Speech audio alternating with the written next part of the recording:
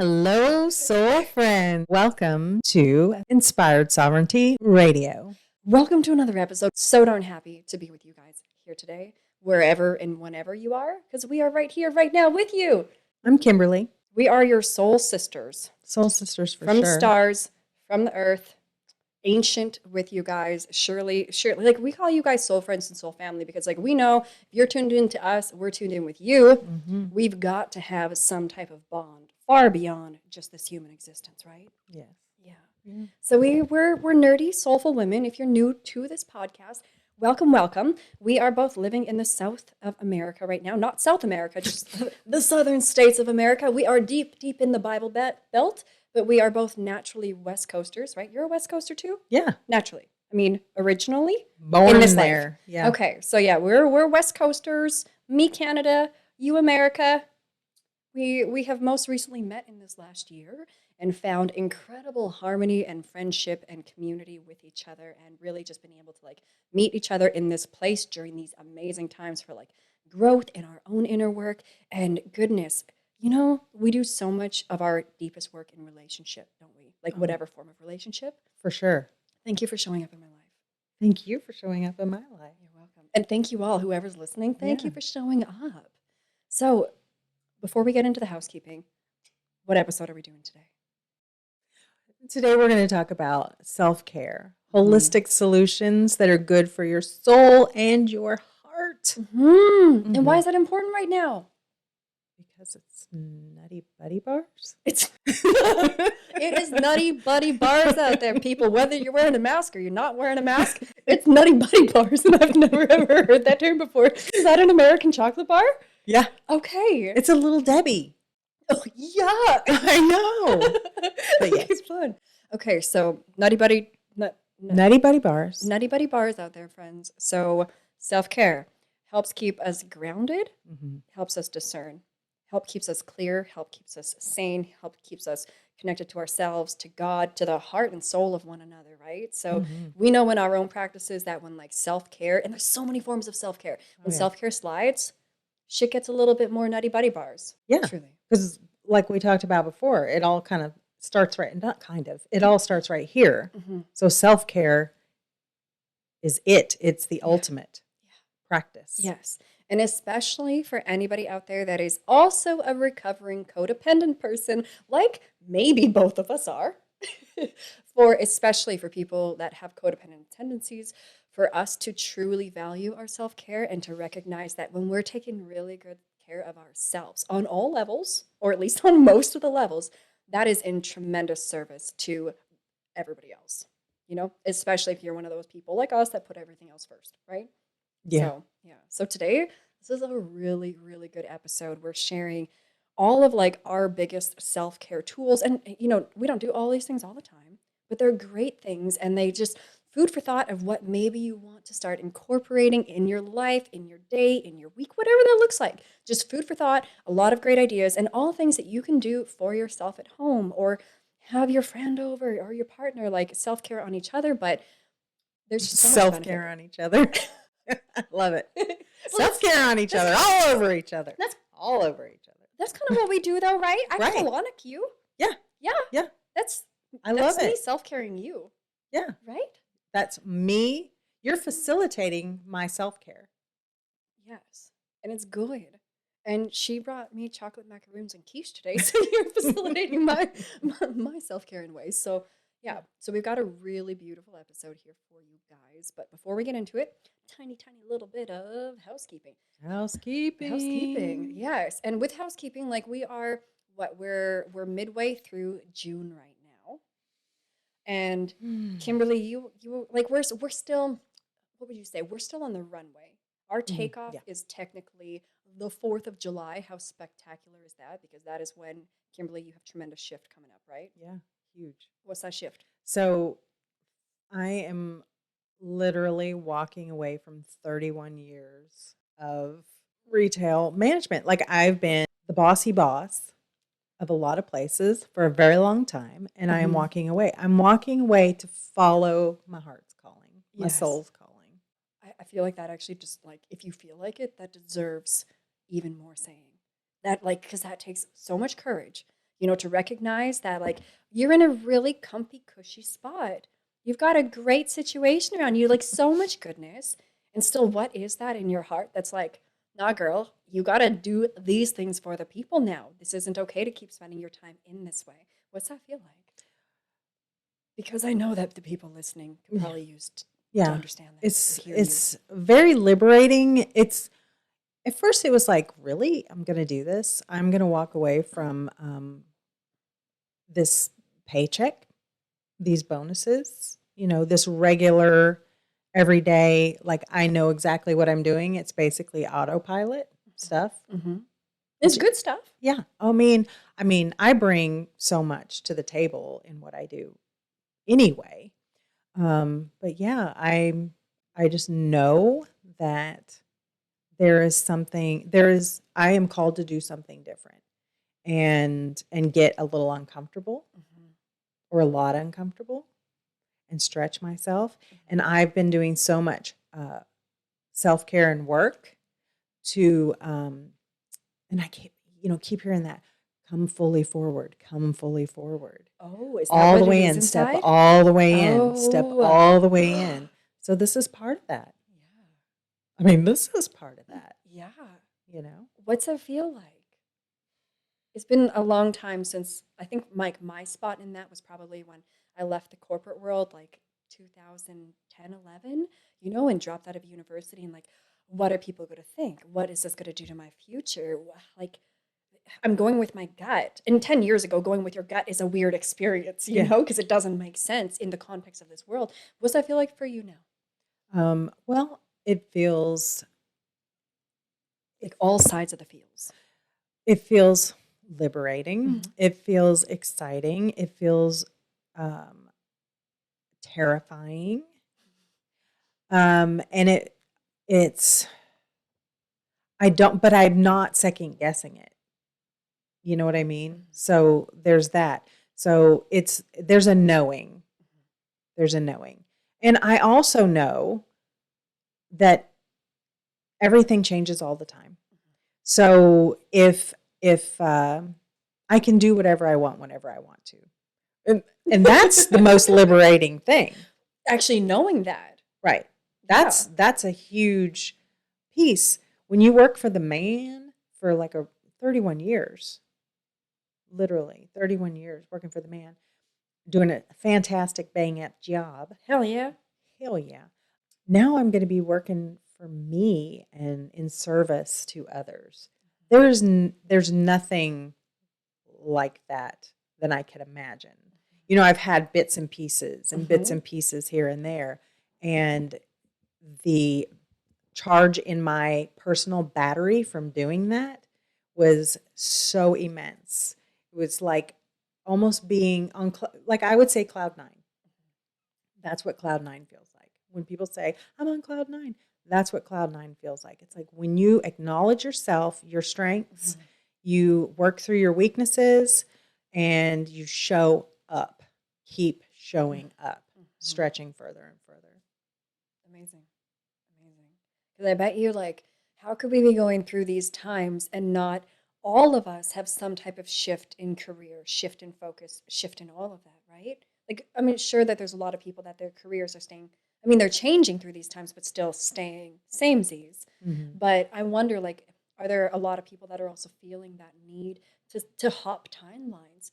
To be like, oh God, this is not what I want to do with my hours in a week anymore, or whatever that looks like, right?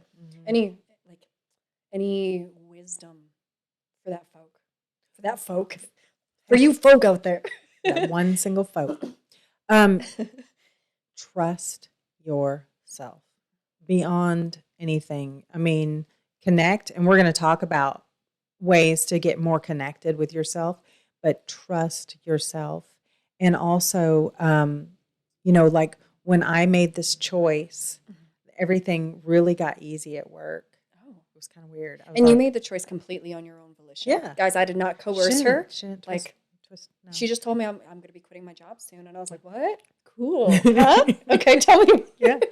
Yeah. So, trust yourself and lean into all all the stuff that's happening. Just lean into it, investigate what's going on in your heart, what's going on in your head. Tell the truth over and over. And you, if you're open, if you keep opening up to the truth and the path, it rises up to meet your feet. Yeah. It brings people into your life. Yeah. It rises up. Yeah. You rise, it rises. The more you rise, it keeps rising. That's so good. That's so good. And also, it doesn't matter what anybody thinks, right? So if anybody needs to like make that big change, don't worry about what people around you think, right? Because you probably have some people being like, "What, girl?" Oh yeah, that was probably the piece that I had to work through the most, and still am working through. But it's like, no. I mean, I've had people go, "Don't quit your job. Are you crazy? Don't quit your job." My boss, you are going to walk away from this amount of money, and I'm like, it's not about money. It's I believe I will be taken care of if I am in service. Period. I think that's the way it works. I've done my dues, though. I've done my dues. Yeah. So, yeah. So big changes coming. Big changes. Big changes. Great. Because right when we make those choices to truly align with what like heart and soul wants, and at first it's like it's a path of like, okay, I gotta follow my heart. But then once we're like in the following of it, like I wonder where are we gonna be in a month from now, let alone 6 months, let alone a year from now, right? It's like when we choose that higher timeline, bada bing, bada boom, everything gets to fall into place, and then before we know it, we're truly in a completely different reality. So I mean, kudos to you. Thank you. Kudos to you. Absolutely. Okay, so sorry, I let us go on a tangent there. I was trying to housekeep, but I think that it's so valuable for you to share that, like, and as you go through the actual transition out, to keep people updated, because for me, like these are the stories that are really juicy for me of being like, I've always done this and it serves me, but it's not where my heart is at now. So I'm going to choose something so radically different. No matter what people radically would be a really radically. Yeah. I'm proud of you. Not that you need me to be proud of you, but I'm so proud of you, and I'm happy for you. And I'm also happy that you're here with me. I'm happy. I'm overjoyed to be sitting in this seat in our little beautiful cozy setting and just following this with you. So friends, if you want to see our little cozy setting and like be here in person-ish with us, go to our YouTube channel, Inspired Sovereignty. Our YouTube channel is now having 3 videos out every week. We are growing, and once Kimberly has transitioned out of her corporate situation, then we get to be like balls to the wall, full on. Sorry, I say balls to the wall. I don't know, it just always made me happy. I can't imagine. That's a perfect. I think it's a perfect analogy. But then, then we get to really decide, like, what does every day of our life look like? What does our week look like now? Like, what is work when you're 100% like, I'm doing my light work. Period. God, universe, show us what that looks like, right? So, anyways, please come hang out on YouTube channel. And so if you are watching us on YouTube, it really, really helps us and the channel if you can subscribe to the channel, if you can hit that little bell so that you're getting all the notifications every time that we're putting up videos on Monday, Wednesday, Friday. This podcast always goes live every Monday. All of the other videos and content that we make, it is all very self-help based. It is spiritual, it is quantum. We are talking health, cleansing, detoxification. We're talking our favorite books, our favorite tools. We are doing experiments. We are talking a bunch about water, alkaline, restructured, water from origin. What else am I forgetting? What else are we doing on our podcast? Oh my God, guys, conscious language. We are going to blow your socks off. I mean, not us, but what we share. Gosh. Yeah. It's amazing stuff. And with all things that we create, as always, and including this conversation, please take from it whatever feels good and helps you right now. Discard the rest. Let's dive into today. Let's dive in. Where do you want to start? So self-care and holistic solutions for our heart and soul and body during these days. Yeah, for sure. We'll start out with, we'll go in layers, and we're going to start out with the basics, like the top tier of musts. is the Yes. way I look at Because, like, it. if we're not doing these things, Right. things are going to be feeling out of balance no Right. matter what. Right. Yeah. Exactly. Okay. I'm ready for you to roll with the first one, Oh, which roll with the is first what one. we put in our mouth hole. Yeah. I love, she said mouth hole on a podcast a long time ago, and I am addicted to that mouth hole. You're addicted to my mouth hole? Just addicted to the term mouth hole. The term mouth hole. I Yeah. just think it's so, can I say what you said? Please, if it hit home for you, please share it This because is it might what hit home really, someone yeah, else. this is what really hit home for me. You said we are literally putting poison in our own mouth hole with our own hand. It's because the elbow, we can't control the elbow. It's this motion, you know? Yeah. We have evil elbows. Bad elbow. Damn you, elbow. But it's true, and that's where we're going to start with Yeah. food. Did that hit home for you because it was so simple and so obvious, yet we don't look at it that way?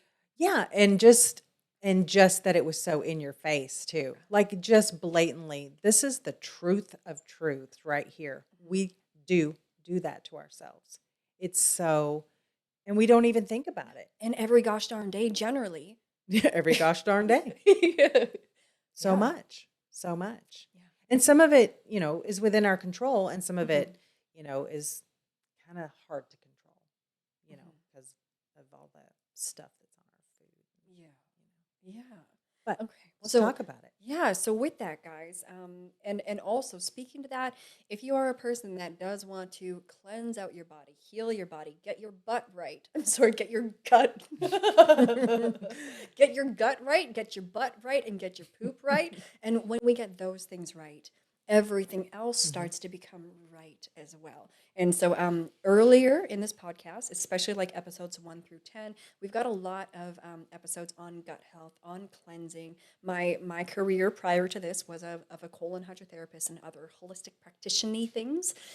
So good information in a bunch of those. But all in all, food matters. A lot of people don't understand yet the correlation between what we are eating and how we are feeling and how the physical body is operating. But this is how simple it is. Mouth hole, butthole. It's a glorious tube from your mouth hole to your butthole. You're about a 32, 33 foot long, amazing, magnificent, marvelous tube system. And how this tube system works from your mouth hole to your butthole is going to determine how pretty much everything else in your body and your mind is working. When we're talking autoimmune, we're talking inflammation, we're talking allergies, we're talking mental emotional imbalances, we're talking cardiovascular stuff, we're talking all of the things, the nervous system, everything, all systems in your body, even when we're talking lady parts, even when we're talking men parts, we're talking hormones and stuff. All of that is going to come down to what is happening in this tube, because most of our tubes are plaqued full of the remnants of the shitty foods that we've eaten, and in combination with our stress or our dehydration and our pharmaceuticals and whatever it is. But most of us are chocked full of it, generally speaking, at least about 5 to 25 pounds of just old poopy stuff that gets stuck in there. And when all that poopy stuff is stuck in there, when that poopy stuff is stuck in there, we end up getting a lot more bad stuff in our body, like opportunistic organisms, bad bacteria, yeast, parasites, and more. So what we're putting in our body truly affects everything. Our gut, again, it's the home of about where 90% of our diseases are born and grown. So for us to be putting alkaline things in our body, be putting things in our body that are full of hydration, they're full of living water, they're full of vitamins, they're full of minerals, they're full of fiber. Like we can put high quality things in our body, or we can put shit quality things in our body. And it's all just choice. You can do whatever you want, but it's choice, and everything is cause and effect. So what do I want to say with that? The quality, yeah. I'm really just saying that quality matters. If we're eating things that are going to create mucus in the body, we're eating things that are processed, we're eating things that are acidic, they're really dehydrating, we've got all the artificial things. We've got aborted fetal tissues in our food. We've got such insane things in our food that when we actually start to purify our diet, that starts purifying our body. When we're eating things that have tons of chemicals in them, processed things, it's like, what the sorry. Sometimes we have F-bombs in this show, guys. There Sometimes. will be F-bombs. So here's our first one today. what the fuck is our body supposed to do with this stuff? Right. Like it's a body. Like let's say you put something other than the appropriate gasoline and oil into your car. What the fuck is your car going to do with that? Right. What's it going to do? You know, and we think that it doesn't matter, but remember that you putting food into your mouth hole. Well, first off, if we're not pooping good, we need good food going into our mouth hole if we want to have good poop coming out of our butthole. Good poop makes your life way, way better. And our body is constantly rebuilding itself. Like, right, you've got cells constantly dying. Part of your poop is dead cells, dead blood cells and everything, you know? But your body is constantly rebuilding itself every minute, every day, especially when you sleep. So if we're eating certain ingredients and we expect our body to be made out of that. Like I want my body to be made out of the stuff from the farmer's market. I do Right. not want my body to be made out of Lucky Charms. Lucky Charms and McDonald's. And you know, What whether even it's is that? my body doesn't know. You know, my brain has a lot of fun stories about those things yeah. and what they taste like or whatever. But the food quality, if there's ever a time that food quality matters, guys, it's now. Okay, so just with our food, big picture here, let's reduce or eliminate all the processed stuff, all the artificial stuff, all the inorganic stuff, all the really dehydrating things, the grains, the processed stuff. I know I just said that, but you know, anything that is not what my great grandmother who died at 100, you know, if she wouldn't eat it from long Right. ago, Right. like if it wasn't food that existed then, get rid of it. Eat your Right. butter, don't eat your margarine. You know, like we just got to think things through. Don't put things in your microwave. Don't nuke them. The term nuke should give away that it's not healthy, Right. you know? Right. But the more that we can just be putting whole foods in our body, fruits, vegetables, things that are real. Please go to the episode that is called The Dirty Dozen and the Clean 15, or just Google these things. Better yet, duck, go these things. Yeah. But to find out, like, if I'm eating organically, like, that's always better. But if we don't have the budget for organic, please look at that list so you can see, like, what are of conventional produce, what is the cleanest stuff for being to be eating, because we want to be spending our money in organic foods on the items that really count, like our greens, like our thin-skinned fruits, thin-skinned vegetables, you know. I don't want to talk too much about food here because I've got episodes that you can go listen to, you know, and there's a million resources out there, whether you want to learn about being vegan, being vegetarian, going paleo, going, you know, there's so many different ways for you to listen to your body, but just quality, quality, quality, put in things that are full of water, minerals, vitamins, fiber. So really, no matter what kind of problems we're having, and I'm not telling you to go vegan, vegetarian or anything, but no matter what, like more fruits, more veggies, they're going to clean out the body. Yeah. Yeah. And, you know, oftentimes I hear, because this is a conversation I have with a lot of people a lot of times. All the people, all the times. People at work do not like to eat in front of me because I'm like, brr, brr, brr, brr, brr, brr, you know, what's in that? They hate it. But, you know, They hate it, but they love it. I know they glean from it. You should see the stuff that happens there, but the wonderful things. But, you know, when people say, well, I can't afford it, one thing that I've noticed personally with changing where I get my food and what I buy and when I read labels is that I'm not buying the $5 box of cereal. So to me, it evens out. To me, it evens out.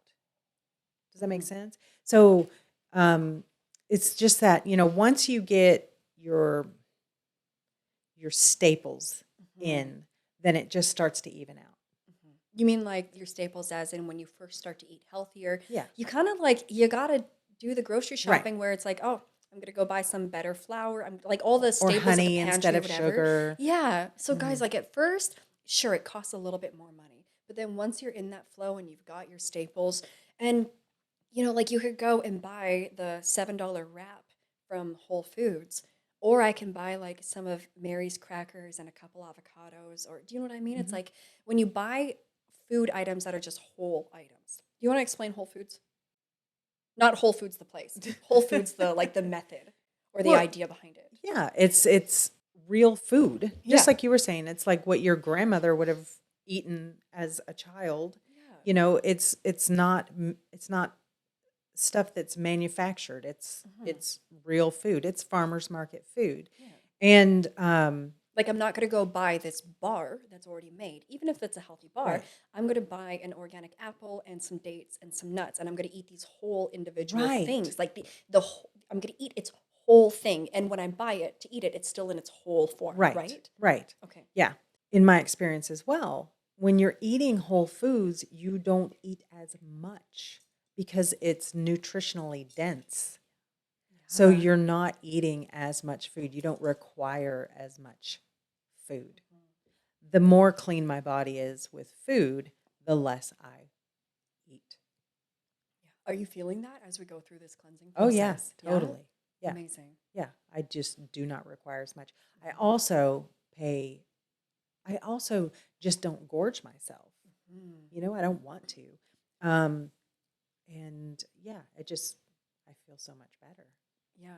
Oh, right. And even what you just said right there, I think is such an important thing to talk about is that when we are less clean inside, like when we got some junk in the trunk built up in the body, it's been a while or forever since we've detoxed in any way, and if when we're often eating a lot of things that are a bit more processed, a bit saltier, more ingredients in them, like the cravings come more, right? Like Oh, I gosh. once if Yes. I start eating bread, I go into this mode where I don't want to drink water. I want to eat pastries. I want to eat bread. Yeah. Like I don't even recognize my thirst. I just want to be like, I keep going to the fridge and it's like, what can I just put in my mouth hole? What can I just put in Mhm. there? Do you feel like that sometimes? Yeah. Or like that's probably how you used to feel more, Yeah. right?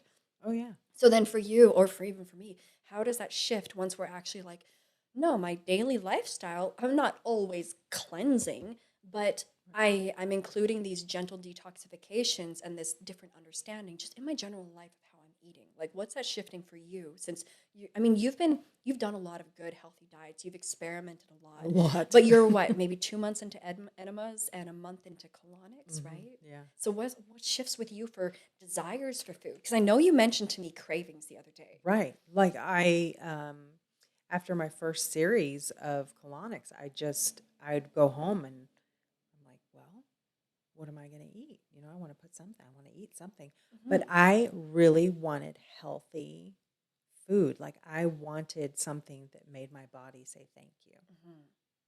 And if it's okay for me to expand on that, because like with clientele, that's what they would always tell me. Like I go home and fuck, I still have this cake in my fridge or whatever, like leftover, and I've got my leftover pasta, and like there's my family's eating Right. this glorious like comfort meal tonight, and they're just like, but I don't feel like it now, Right. I and don't want it. it's not a Mhm. mind thing of like, well, partly it's a mind thing of like I'm cleansing, so I don't want to put things, I don't want to dirty this canvas that I'm cleaning. But for me, it's more of a physiological, this is a Mhm. hard word, physiological choice Mhm. where it's just like I reach for that my chocolate cake or whatever, and as soon as I touch it or look at it, there's just this knowing and understanding in my body of like, we don't want that. I Like don't I want it. want it, but I don't want it. Yeah. Is it like that? Yeah, it was weird to me because even though I've done several elimination diets Mhm. and, this fad, that fad, this, whatever, it was just weird to me that I did not want popcorn or,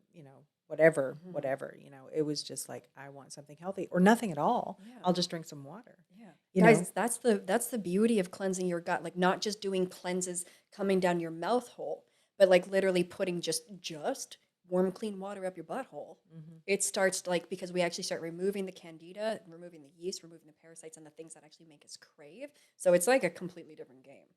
But It's great.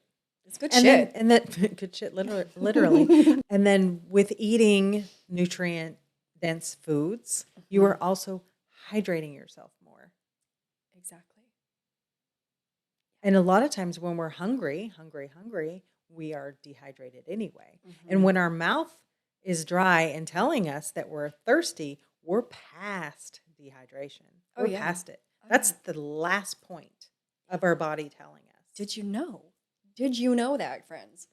Like when I know that I start feeling thirsty or like inside, it's like I notice that I'm a little bit foggy suddenly, or I'm a bit more irritable, or I'm a bit more agitated, or I'm feeling like a little frantic in my body, and I start feeling a little jittery, a bit tired, a little like kind of space get out, like a little bit more outside of myself. Right. And then like I drink water, and then it's like, here we are. Yeah. What's it like for you? Yeah, it's grounding and it's it's a necessity. I don't know. When I drink water, and we can go into water now, Yeah, really.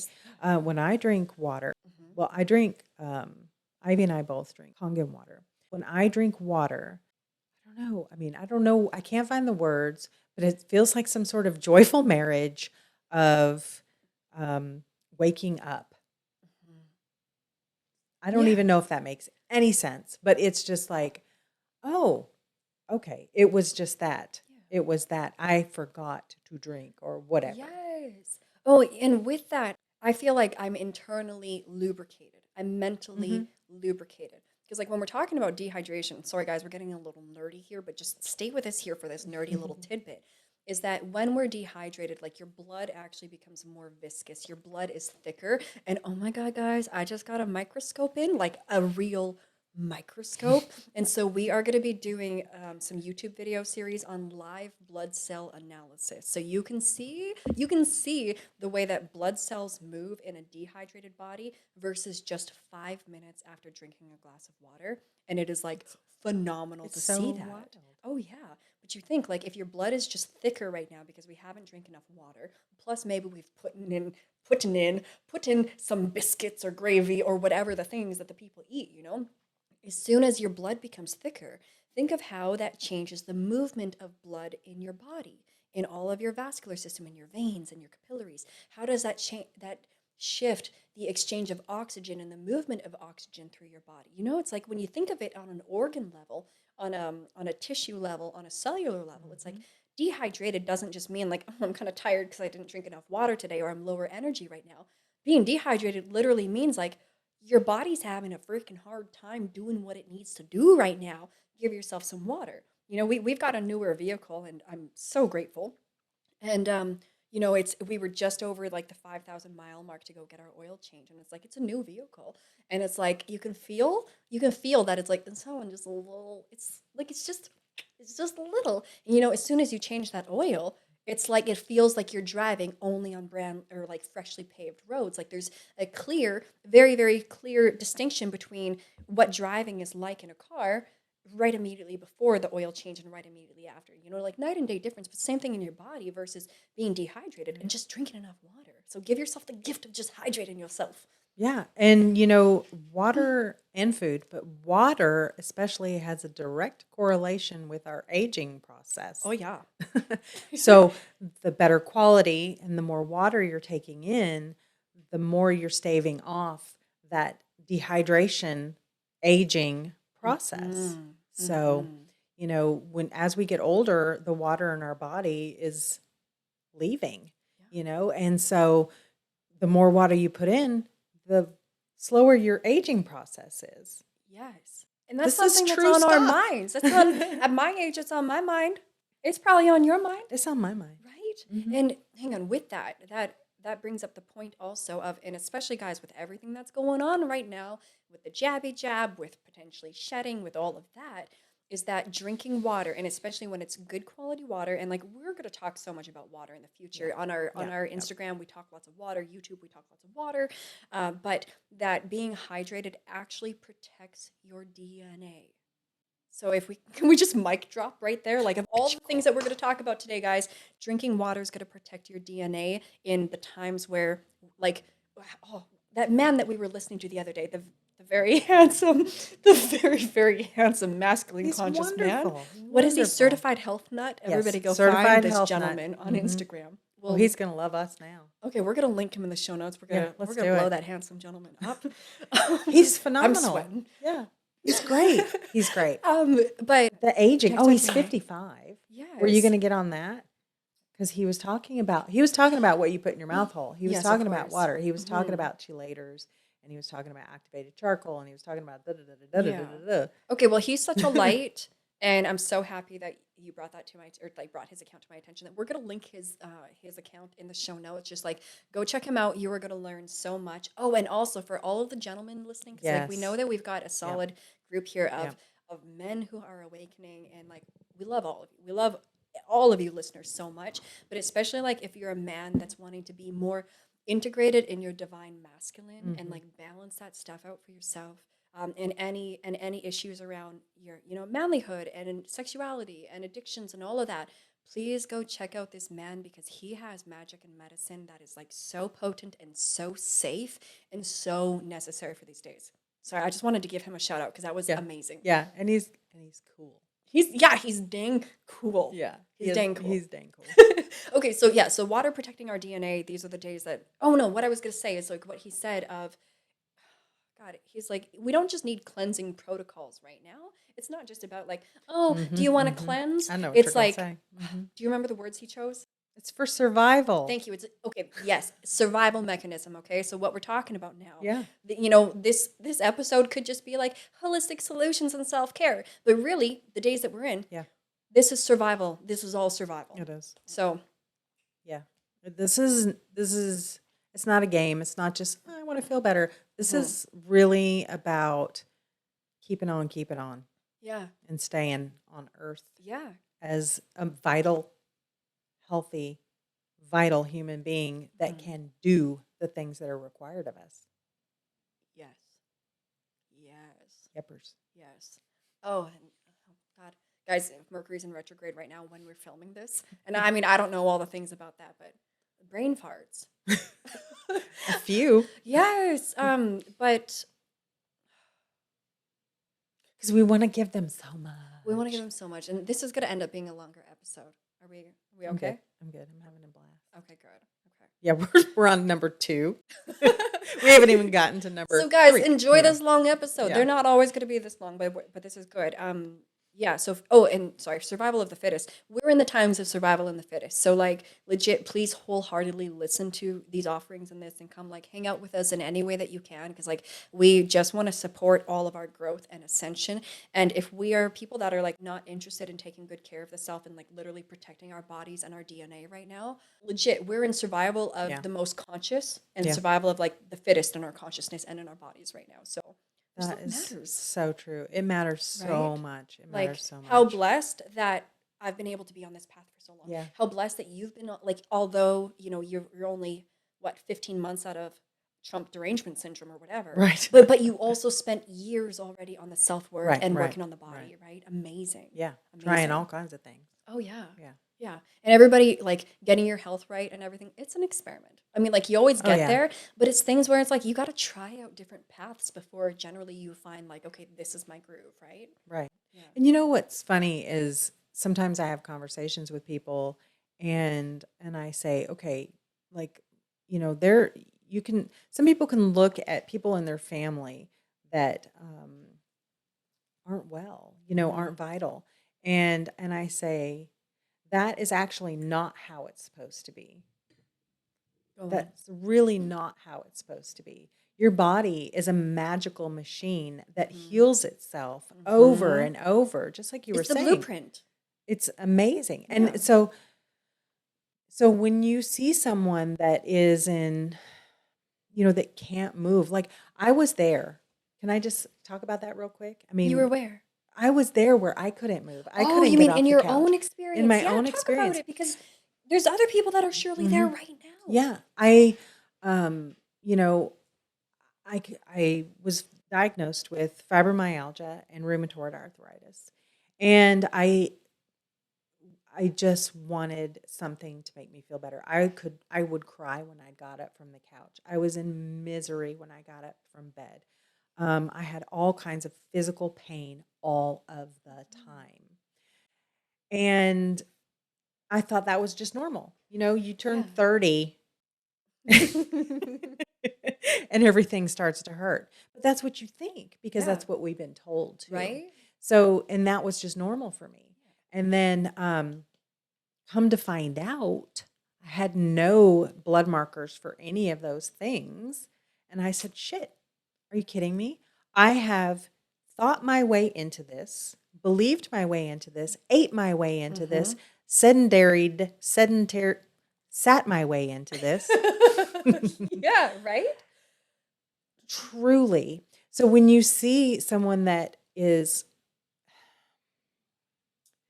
aged rapidly and not well, where we've got the autoimmune, we've got the inflammatory, we've got we got all the things. It's really, there is a way out, and it's actually not supposed to be that way. It's that way because it's set up that way. You mean to be in failing health. Yeah. It's our bodies know what to do. We just have to give them the things We have to give our body what's required for it to do its job. And I was not doing that. And so when I see people that are suffering, I'm like, it doesn't have, I promise, eliminate sugar and you will feel different. Yeah. Eliminate anything that isn't Whole. right. Yeah. That isn't supposed to be. Right. Yeah. And you will feel better, I promise. But we do live in a world, well, right now, that is sort of addicted to the godlike drama that the doctors bring. They know, they went to school. And they learned, I think it's less than 8 hours, but generally less than 0 hours of nutrition. And remember when we were just talking like 20 minutes ago that what you're putting in your mouth hole, your body's going to rebuild itself. Right. What? You are what you are, what you eat. You are what you drink. You are what you consume. You are also what you think and feel. Yes. So, your body is meant to be vital and energetic and self-healing. Always. Always. Always. This is what I teach people right from the get-go is like your body constantly rebuilding itself, constantly healing itself. What your body knows how to do is heal. Its blueprint is to heal. So if you're not healing, it's because you're getting in your own way. Whether it's through lifestyle, through thoughts, through nutrition, through whatever you're drinking, through our smoking, through our pharmaceuticals, like even if you're not aware of what you're doing to maintain a state of imbalance, it's something you're doing plus things that you're not doing. And that's where when we just learn about it, it all becomes really, really easy. And it also comes to, we keep saying lately, and I always butcher these things, but like before you ask a man if he's ready to heal, ask him if he's ready to let go of what has made him sick. I said that right enough, right? Right enough, because there's a payoff that we get from being in those states. I remember that payoff. And I remember that. What was the payoff for you? It was attention, part of it. It was people left me alone, and or I got my needs met in a way that wasn't healthy necessarily, but I had an excuse. Also, it's familiar, and even if familiar is very uncomfortable, it's also comfortable because it's familiar. Exactly. Yeah. And also sometimes I think it's like, well, if I did try to heal myself, what if it didn't work? What if I do all of this to try and I put myself out there and I tell people what I'm doing? And then what if I'm still going to be sick, fat, lazy, exhausted, whatever, even after I try all these things? Like, what if other people's bodies are different and their bodies can heal and mine can't? I often like see that type of internal pattern with people as well. What if I try all of this? And that's a very vulnerable thing to do, and it's a courageous thing to do. What if I try and then just I'm faulty, Yeah. But I think that's where it comes in of like the faith of knowing that all of our bodies are built the same. Right. And if we bring things like more into alignment with what is natural and what is healthy and organic, and I don't just mean like eat organic, I just mean like organic living, just to know that like it's about we stop shooting ourselves in the foot with whatever it is that we're doing, in whatever ways, and then we provide ample support. If we create a healing environment for the body and stop shooting ourselves in the foot, body's just going to heal because that's just what it's meant to do. Yeah. And no matter what's happened up to this point in your life, no matter what's happened, if you've had your gallbladder removed or you've had thyroid issues or you've had, IBS and IBD or whatever. Yeah. And then there's genetic things that occur in people's bodies. My grandson is one of those. So, no matter what, if you're doing these things, you are still building vitality, even in a chronic issue that actually does require something different. Yeah. Give it its best shot. Absolutely.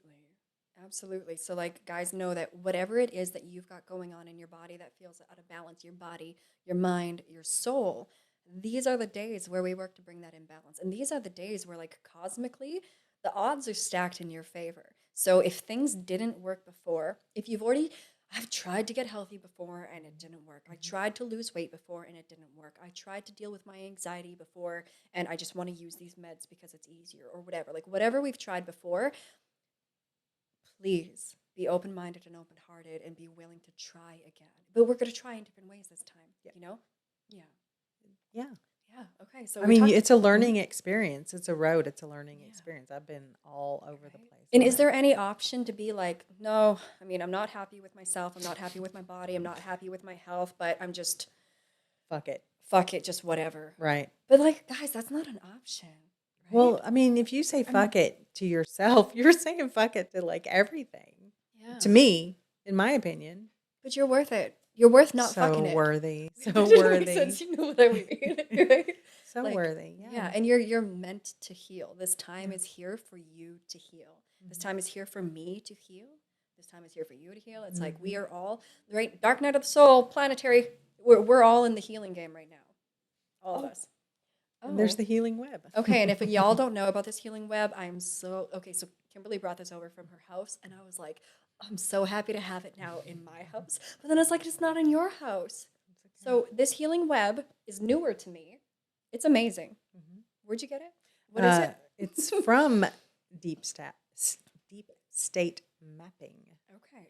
But it's phenomenal because it shows you the index in the middle is the issues, digestion, arthritis, thyroid, candida, whatever. This side is big pharma, Mhm. and this side is the holistic side, and it's just this big follow it where it Yeah. goes, and it tells you basically how to heal yourself. I mean, Yeah. what you can use. And especially for people that are newer to this world, it's like that. Having this is just amazing because there's going to be so many things that are like interconnected and related to healing Mhm. that you're probably not aware of. So wherever you found this, let's put that in the show notes also. Mhm. Yeah, Mhm. because it's Yeah, just a and great yeah, place for people. yeah, and every time we look at it, we kind of see there's Yeah. something. There's colonics. Yeah, right. There's like there's Yeah, colonics, there's there's bentonite saunas. clay, Yeah, there's Kangen water, yeah, there's laughter, and even psilocybin mushrooms, like all the good stuff on yeah. there, you know? It's so neat. Yeah. Hmm. So okay, so we talk food, we talk water, and everybody quickly about water. If we can be drinking a gallon a day, guys, magic happens at a gallon a day. 3 liters, 3 quarts, that's your minimum. If you're not drinking that much water a day, regardless of what else you're putting in your body, gallon a day, gallon a day, gallon a day. We're going to be doing gallon a day challenges maybe. So drink your water. You're going to feel way better. If there's anything to start with, it's your water. Let's move on to sleep. Yeah, Yeah? we should move on Okay, because guys. Okay. we're having too much fun. Sleep. Sleep, Get it. Do it. Do it good. sleep. Oh my gosh, it's so like people. We're so go go go. Yes. We're so some people are still caffeinating like all day long. Not me. Not me, I can't.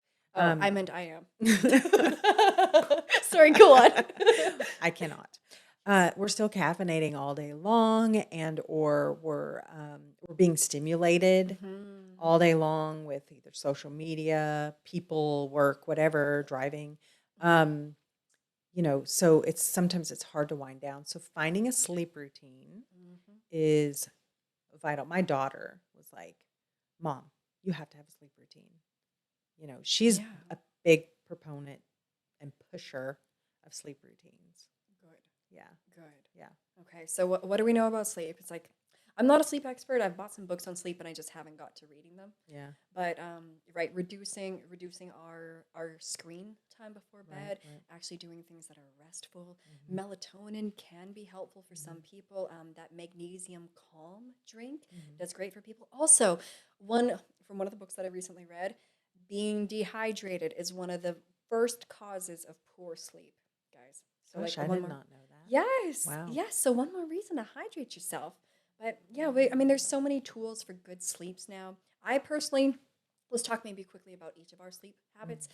I am working on developing better sleep habits. I've been not sleeping in my own bed lately because I realized that EMFs are a big thing in my bedroom. So I'm experimenting around that. But for me, I know if I can be asleep before midnight, definitely like an hour or two midnight, that's before midnight, that's what I'm trying for because I know that those hours before midnight legit make a huge difference for me. Mhm. And I'm a hardcore earplug woman.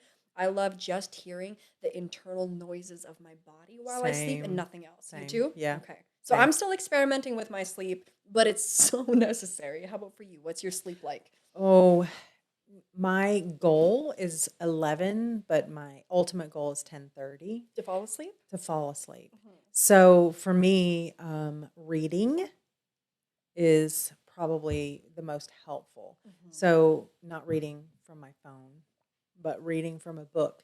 It helps kind of lull me to sleep.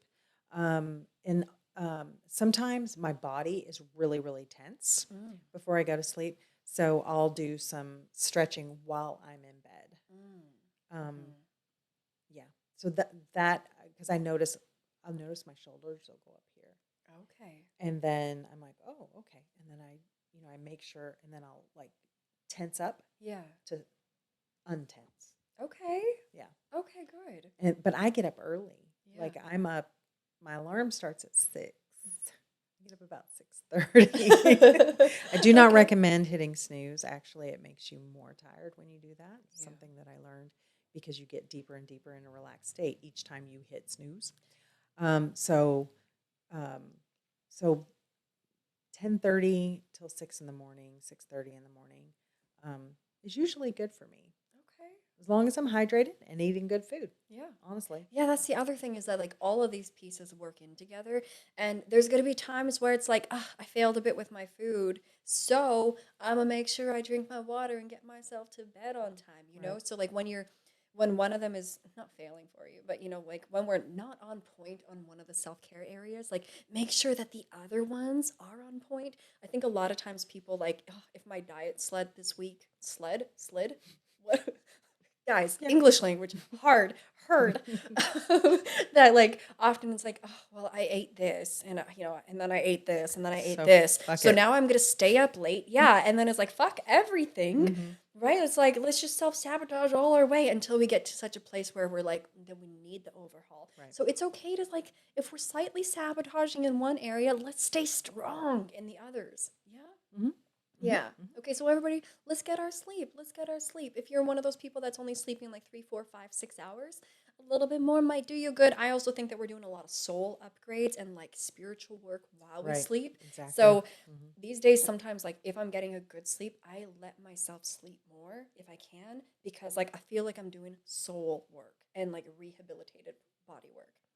If you're not getting enough sleep, sometimes your body will say, okay, here's some sickness so that you don't get out of bed. Yeah, Our right? bodies do that. Oh yeah, your body will be like, I feel a little sassy today. Your body's like, hey, bish. Hey, bish, we need you to sleep, bish. You know? So So, we are going to make you. yeah, so here's the flu. Yeah. But our bodies do that. Yeah. Mhm. Not the bad fake flu. Like No. just a regular flu. Like the ones that don't exist anymore. Yeah. You know? Yeah. Yeah. Cool. Things, I mean, our bodies know. Life Yeah. knows, God knows. Yeah.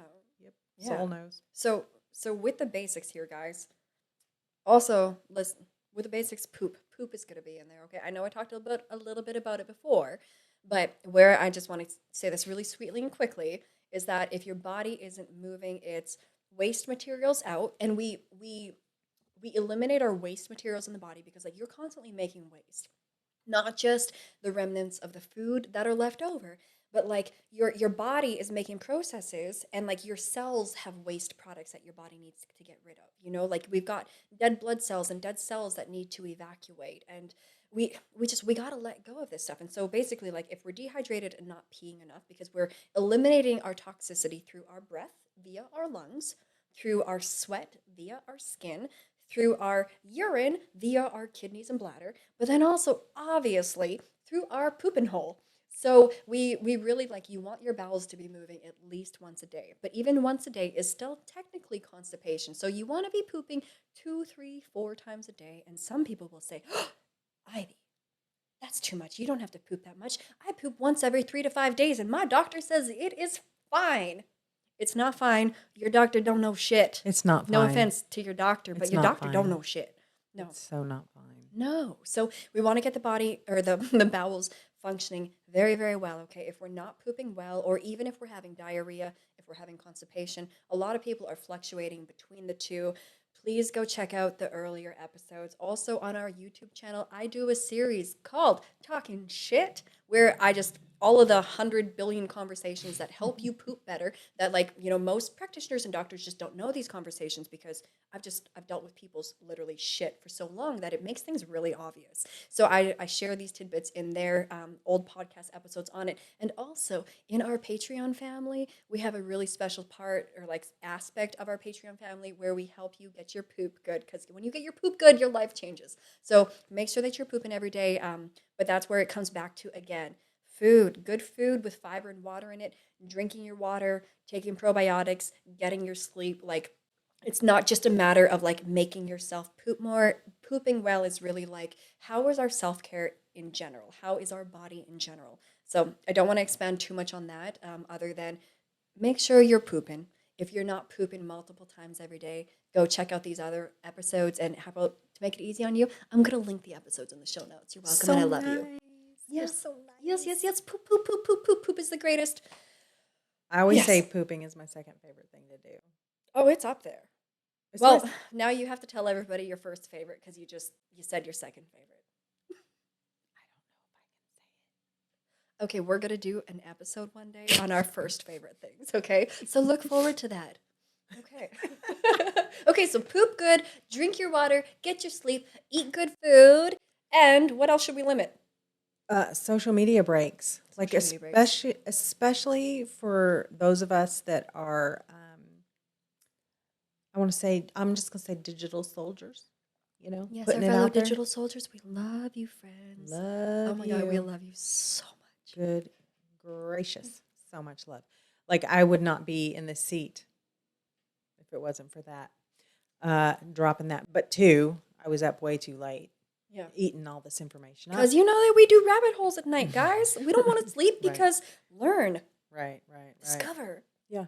So give yourself a break. If you have some blue blocking glasses, that will help produce the melatonin to help you go to sleep too. So social media breaks, electronic breaks, good. Yeah. And even if you're like, because like beginning of May, me and my husband got away for a few days. And I was even like, Kimberly, how am I not going to check on things? You're going to have to let me know if something big happens. And there was like this, like, because you guys know that my stories for the last year and a half have been just constantly what's happening.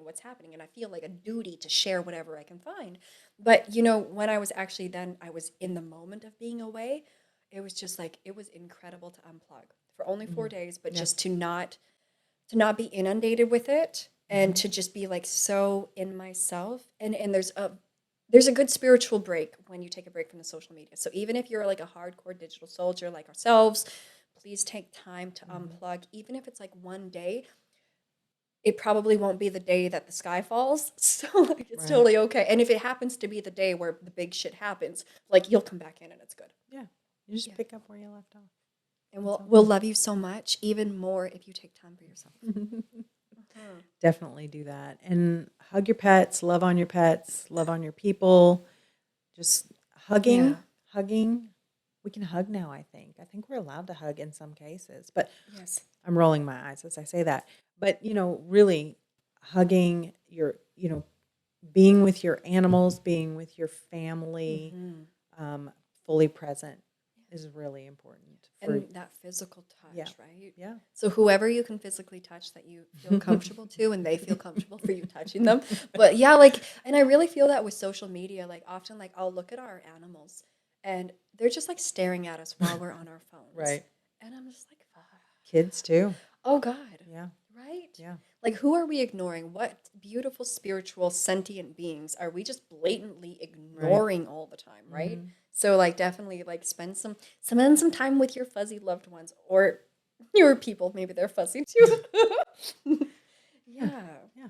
Good. So, what should we talk about next? Movement? Well, we're going to talk about movement. Okay. Moving your body, moving your water in your body. We're made of water. Yeah. So, firstly, there's stretching, and I talked a little bit about that. So, stretching, yoga, qigong, tai chi. Yeah. I could go into the differences. Stretching, you can do that anywhere. You can't. You might not be able to see this, but if you're on YouTube, you can. We brought some props today. If you can get a belt or a towel, or you can buy a handy dandy strap. Oh, you hear that ASMR? Give it to us really good. So this is just like a canvas strap, and it has like little places you can hold on to, put your foot in. So if you're a TV watcher, or you're in bed, or you need to be in bed, or you're about to go to bed, or you're getting up in the morning, stretch your body out, elongate your muscles. Add to that a little bit. Please. Okay. Because I know that, I mean, like, we're both yoga teachers. We're both super woo-woo and spiritual, but we're also both like really rooted in like the physical of this world and the analytical and the informational. But we know that like our community here is, we've got a lot of people that are spiritual woo-woo with us. And then we also have a lot of folks and friends here who are still, very much in the 3D world, and we're not all like into yoga and shit yet Right, and right. everything. And so for like our friends who are just not into the woo-woo or anything yet, like, please stretch your body. It doesn't have to be any type of special stretching. It doesn't have to be like yoga. No, it's just the brilliance of like moving your body, and whatever is tight, just stretch into that. Breathe into that. Last summer I was having tremendous dental pain. Like I had a tooth dying, and I've never been in pain like that. And every time, like every 20 minutes, I just had to start stretching and really like down dogs. Like it felt like all of my nerves were like curled up like a slinky in me. And as soon as I stretched it out, literally my dental pain kept fading every time I stretched. Like I literally felt like I stretched my nerves in my body, and it relieves pain. And like that was just such an incredible example. So if you're a person with pain in anything, just stretch. It doesn't have to be anything fancy. Yeah. Roll YouTube your gentle neck. yoga classes. Like if Yeah. you want to learn yoga, also in our Patreon, this girl does incredible yin. Yin is so gentle and beautiful. And I spent the first 2 years of my yoga life just on podcasts and YouTube. Oh, not even going to classes. I never stepped foot in a studio Amazing. until 2 years later, and my first studio class was hot ass yoga, which I loved. But yeah, so stretching, yoga, if you can go to a class, go. If not, go on YouTube. There's so many different gentle, easy beginner classes. You can do it sitting in a chair. You don't even have to stand up. If you are, if you lack mobility, it's fine. It's a fine place to start. Yoga is for all bodies. All bodies. All bodies, all ages, everything. And like yoga practices don't have to be like, oh, I'm doing 30 minutes of yoga at home. Right. Like I've been doing yoga for well over a decade, and I just don't go to classes, and I really never have, because the community thing isn't my thing. It's like me being in my body's a thing. And even at this stage in life, and for years now, my yoga has been like, I'm doing a lot of down dogs, I'm doing a lot of forward folds, I'm doing some headstands, and some hip openers. Like I don't have like this regimen at this time, So like your yoga can be anything. Your movement can be anything. Forward folds are really great for anxiety too. Oh, yeah. So, and then there's Qigong, which is a very slow movement, and it's repetitive. And then there's Tai Chi, which takes Qigong into a more martial arts sort of movement. So it's meditative and it's strengthening. So, and it moves your water. Oh yeah, that's good. That's good. And my favorite form of movement these days, that honestly, because we're so much in the analytical world, so much in the digital soldier world. And for me, that's all super masculine. It's like I have to have dance parties in my house all the time. Like as soon as I'm alone, it's like the dance party begins, because that's when I get to move in flowy ways. I get to move in feminine ways. I get to move in my pelvis. Yeah. Yeah. And it's like more tribal and earthy, and I find like that's an incredible balance. But we were just talking about that last night, we right? were. I was going to say that. We were just talking about that last night, because I was like, you know what? When I used to dance, I felt in my full power, and I was releasing and I was bringing in, at the same time, and I really felt in my full power, and I was going through some deep shit at that time, like some really hard stuff. And then I was like, girl, what do you mean when you used to? I know. She's like, I thought you've been dancing every day. And I meant to ask you about it a couple weeks ago, being like, you're dancing and singing at night, right? And I stopped. I mean, I got to a very, not even a healthy still place, just I stopped. So yeah, going back to dancing. Yeah. Also in our bloopers, guys, if you're in our Patreon family, you get to see our dance parties. And we break things accidentally during dance parties. But she says we. So far in our friendship, I might be the clumsier one. And what I broke today, I broke it with my butt. It's fun. It's fun. Okay, so also, yeah. Do you guys? Oh, I should have brought it in here, but it's so big. Rebounder. You know those little trampolines, or maybe you have, or maybe you have trampolines. Maybe you have a kid. They have a trampoline. Maybe you have grandkids with a trampoline. Safely get on your trampoline. Rebounding is amazing because like it kind of like springs or like slingshots the lymphatic system in your Yep. body and your blood around, and it moves your water. It's great for your pooper. It's great to help out it helps everything. Did you say immunity? Because I did not say immunity. with your lymphatic Yes. stuff, Yes. it helps your immunity. Yeah, guys, your lymphatic system is your immune system Yeah. primarily. Yeah. And we're kind of we want to do immune system work these days, Right. don't we? Because that makes sense. Right. It's Healthy. it's Yeah. common sense now. Yeah. Yeah. And with lymphatic, I'm going to segue into dry brushing. Oh. Just quickly, if you haven't heard of dry brushing, I Do we have brought one? Oh, we've got one. Dry brush in the house, y'all. this for you women. This helps with cellulite too, and Women and men. men have cellulite. Men get cellulite. Bodies. It's been a get really long cellulite. time since. It's been a very long time. I don't. I did not know that. I guess because they're so hairy. I never noticed. Okay, so in your mind right now, I see that we have belief systems around men that they're hairy and they don't get cellulite. So for any of the hairy men with some flesh on them, we love you. We love you. We definitely love you. Yes. But you're brushing up towards your heart. And this is a little bit of exercise too. It stimulates your skin. It stimulates you. Yes. And it gets your lymphatic system going. Yes. So you're just Come on, literally ASMR us. Get it close. Oh, that's good. you know, to tighten up your neck skin. Yes. You know? But this helps reduce cellulite. It helps improve circulation. Your lymphatic system, really, really quick, your lymphatic system is like this liquid system. Just put it anywhere. Your liquid system, and it's just right underneath the surface of your skin. It's your immune system. That's where we've got all of our fighter T cells and everything. So lymphatic system is your immune system, but it's also part of your waste disposal system. So we want to keep our lymphatic system moving always. And it being the second water system of the body, like our first watery system of the body is our blood. Obviously, we have a heart that pumps our blood around our body. Our lymphatic system, which is, like I just said 5 times, our immune system, but it's also grabbing those waste products that your cells are moving. And the lymphatic system needs to bring all those waste products down to your pooper so you can poop them into the toilet. So, but without a heart for our lymphatic system, how does our lymphatic system move? It moves by our muscles contracting. Yep. So like our physical movement. So walking, oh my God, walking is basically hands down maybe the most incredible exercise, or like the foundation of exercise. But exercising moves lymph.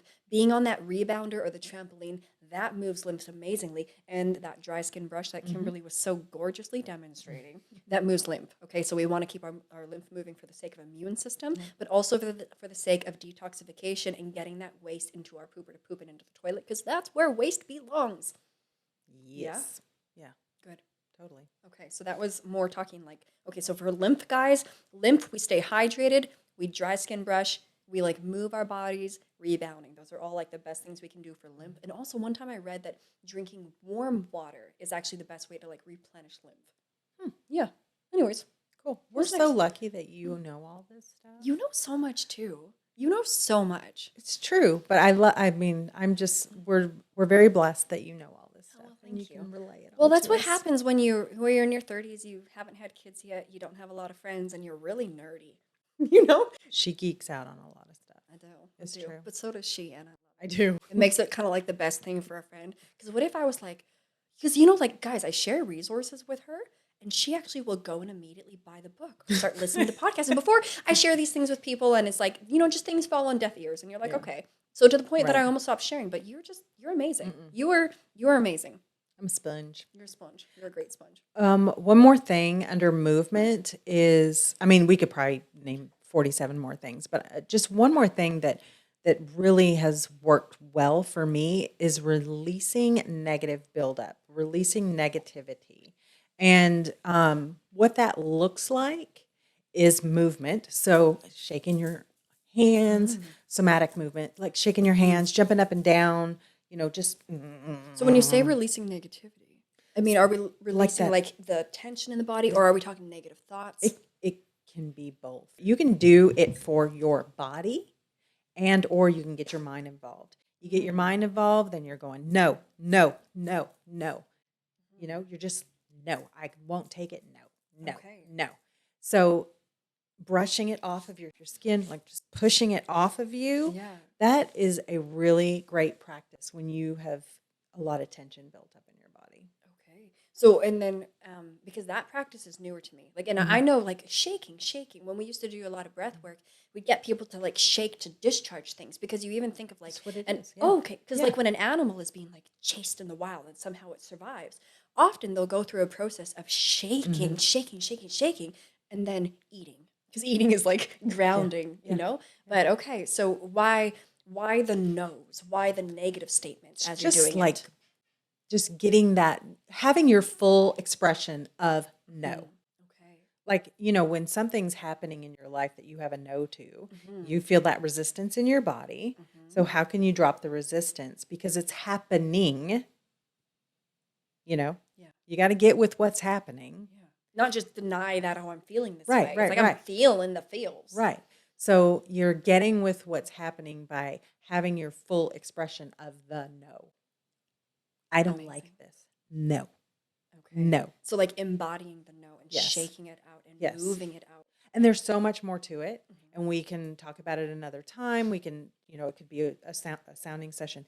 This is a really amazing practice because not only can you release that no, Mhm. really have your full no to the situation, you can then pull it in and say, there's something in this for me. Oh, You can get amazing. to that point Mhm. after you've fully expressed your no. Okay. Okay. So like guys, so like shaking, even like for me, stomping. Stomping Anytime. is huge for me too. Really? Yeah. Okay. Yeah. Anytime that I had to be in a situation where like I had to have a really, really hard conversation on my own in secrecy first, I'm stomping and yelling and sometimes screaming and like getting out all of the nasty thoughts, all Mhm, of the whatever, mhm. like getting Yep. it just all out and moving it through. Okay. Yeah. And you can do it if you have a person that's really pissing you off or something. You can like have that there so you can release the really yucky parts of it so that you can actually have a true conversation without all the build up that you've built up. So you're in a Because the relationship. buildup is our responsibility, not another person's. Exactly. Yeah. And typically in relationships, we do get that, especially really close relationships, we get that build up and we get that build up. So then when you come together to have those conversations, they're often volatile because all that stuff's been built up. You can discharge that stuff, get on purpose afterwards and say, okay, I'm going to go in with this. I am Mhm. this. I can take this. I can do this. And I can give this because I'm wiped clean Yeah. of the poopy poop. And isn't that a better way to go into any type of conflict or engagement or anything anyways, right? Like Right? let me discharge all of my emotion and story around it. Let me get rid of all Right. of that. So now it's like let's just come together in construction, right? Right. Yeah. And, our energy precedes us anyway. Yeah. So you're going in with You're so wise. yeah, you're going in with that, you have that like box of energy, that negative energy, it's palpable. And so if you can get rid of that, and not if you can, if you choose to get rid of that, you will see things open up that you have never seen before. You will see somebody's eyes like you haven't seen them before. You will see more. You will see. You will see clearer. Yeah. So that's just one of my practices Yeah.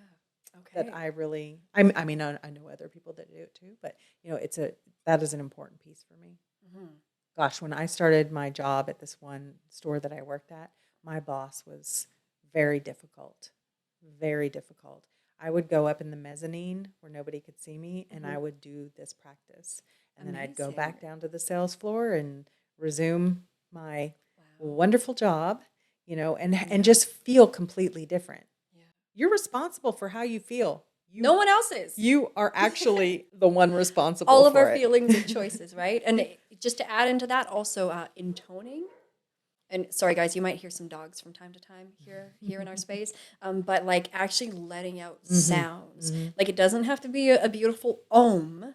You know, like when I was doing breath work a lot, in these journeys that we do, it's like you intone. We call it intoning, and it's like where you're just gonna let out whatever sound needs to move. Often it's very guttural, you know, and, Yeah. and there's been a lot of intoning in my car before, you know, Yeah. because that's a great place to intone, Oh guys. my So just gosh, like yes. whatever type of like garbly, guttural, yelly, moany, groany, whatever needs to go through you, like let that stuff out because even like that vibration, like to me, it purifies my cells. Like I feel it like vibration shit leaving me.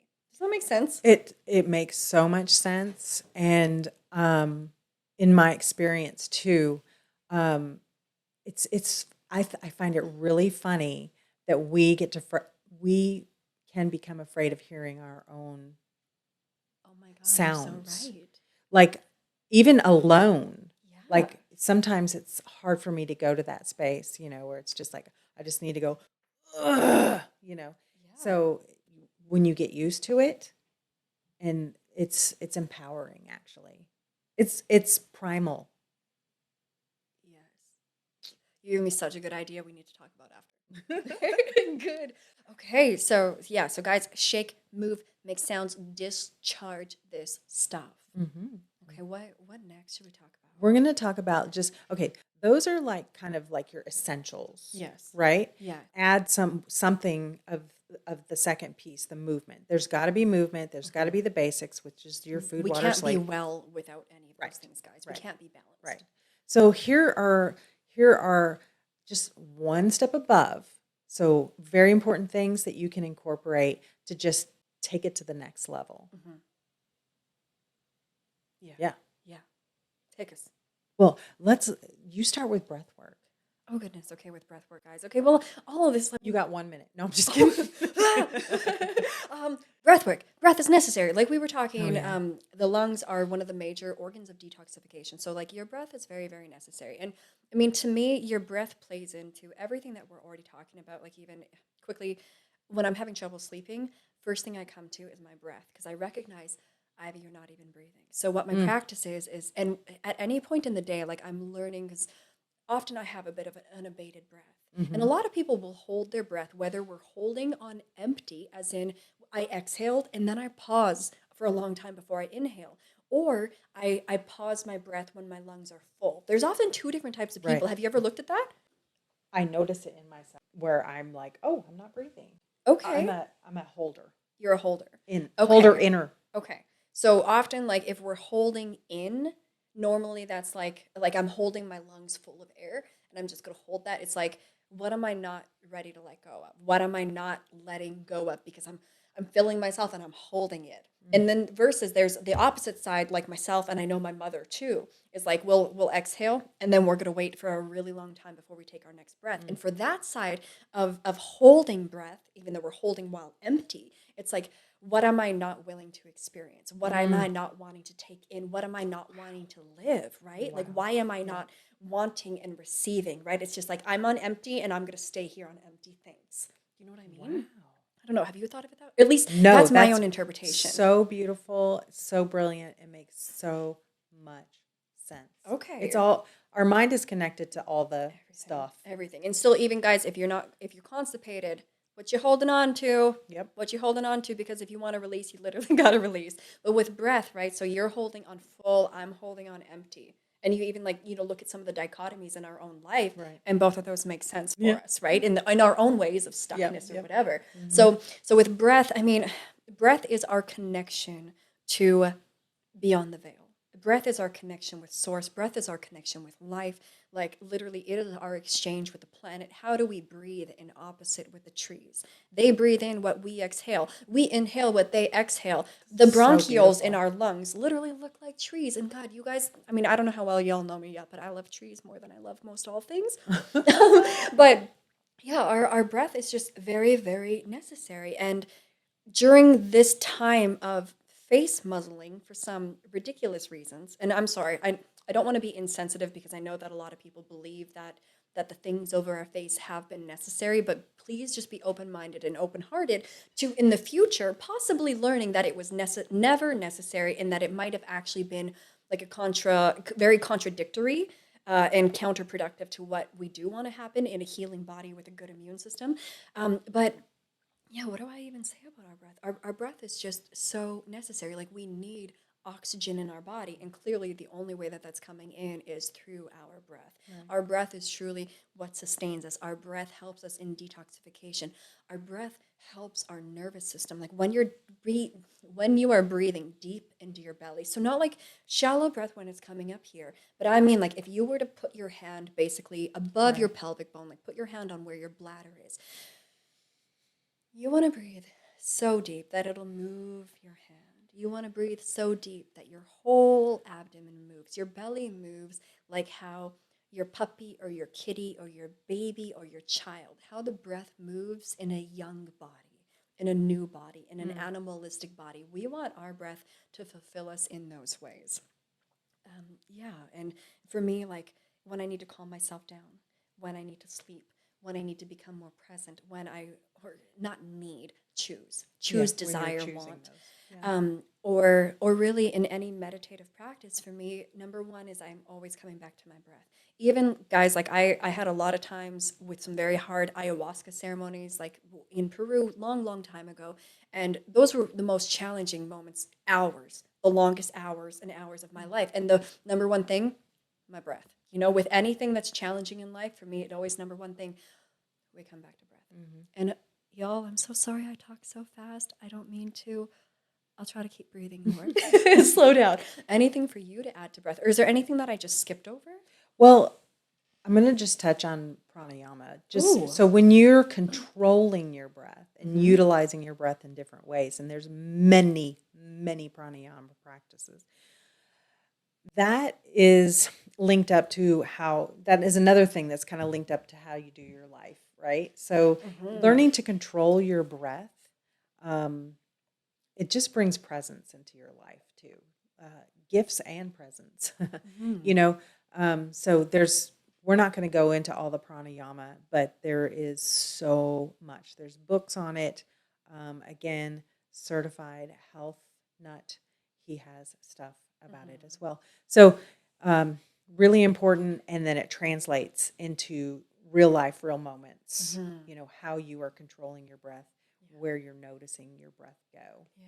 And also, like, that all of our nervous systems, I feel, need so much support right now, is like through our Yes. breath. To me, that is one of the best ways to reprogram nervous system, Yes. even to help reprogram subconscious mind, Yes. right? Like, there's magic in your breath. And if you have not explored breath work yet, maybe it's time. Maybe it's time. And how about in a future episode, let's talk about our favorite forms of breath work, because there's like a bajillion forms of breath work. There's a lot. A lot of them are kind of complicated. A lot of them are really simple. So we're going to bring to you, whether it's in YouTube or in a podcast, we're going to bring to you like our favorites, and we'll dumb it down, and we'll guide you through it, and we'll make it really simple so that anybody can utilize it. Yeah. Okay, go ahead. So beyond breath. Beyond breath, you know, a practice you probably heard of. I mean, this is like something that people talk about a lot, a gratitude practice. It seems so simple. It seems like something that I almost said yoga is going to talk about. Oprah. Right? So what is a real gratitude practice beyond the distorted, be grateful, and You know, there's so many things that you can do. There's books, there's 28-day practices. But one of the things that you can do before you go to bed is have a journal where you write down what you're grateful for. At least three things.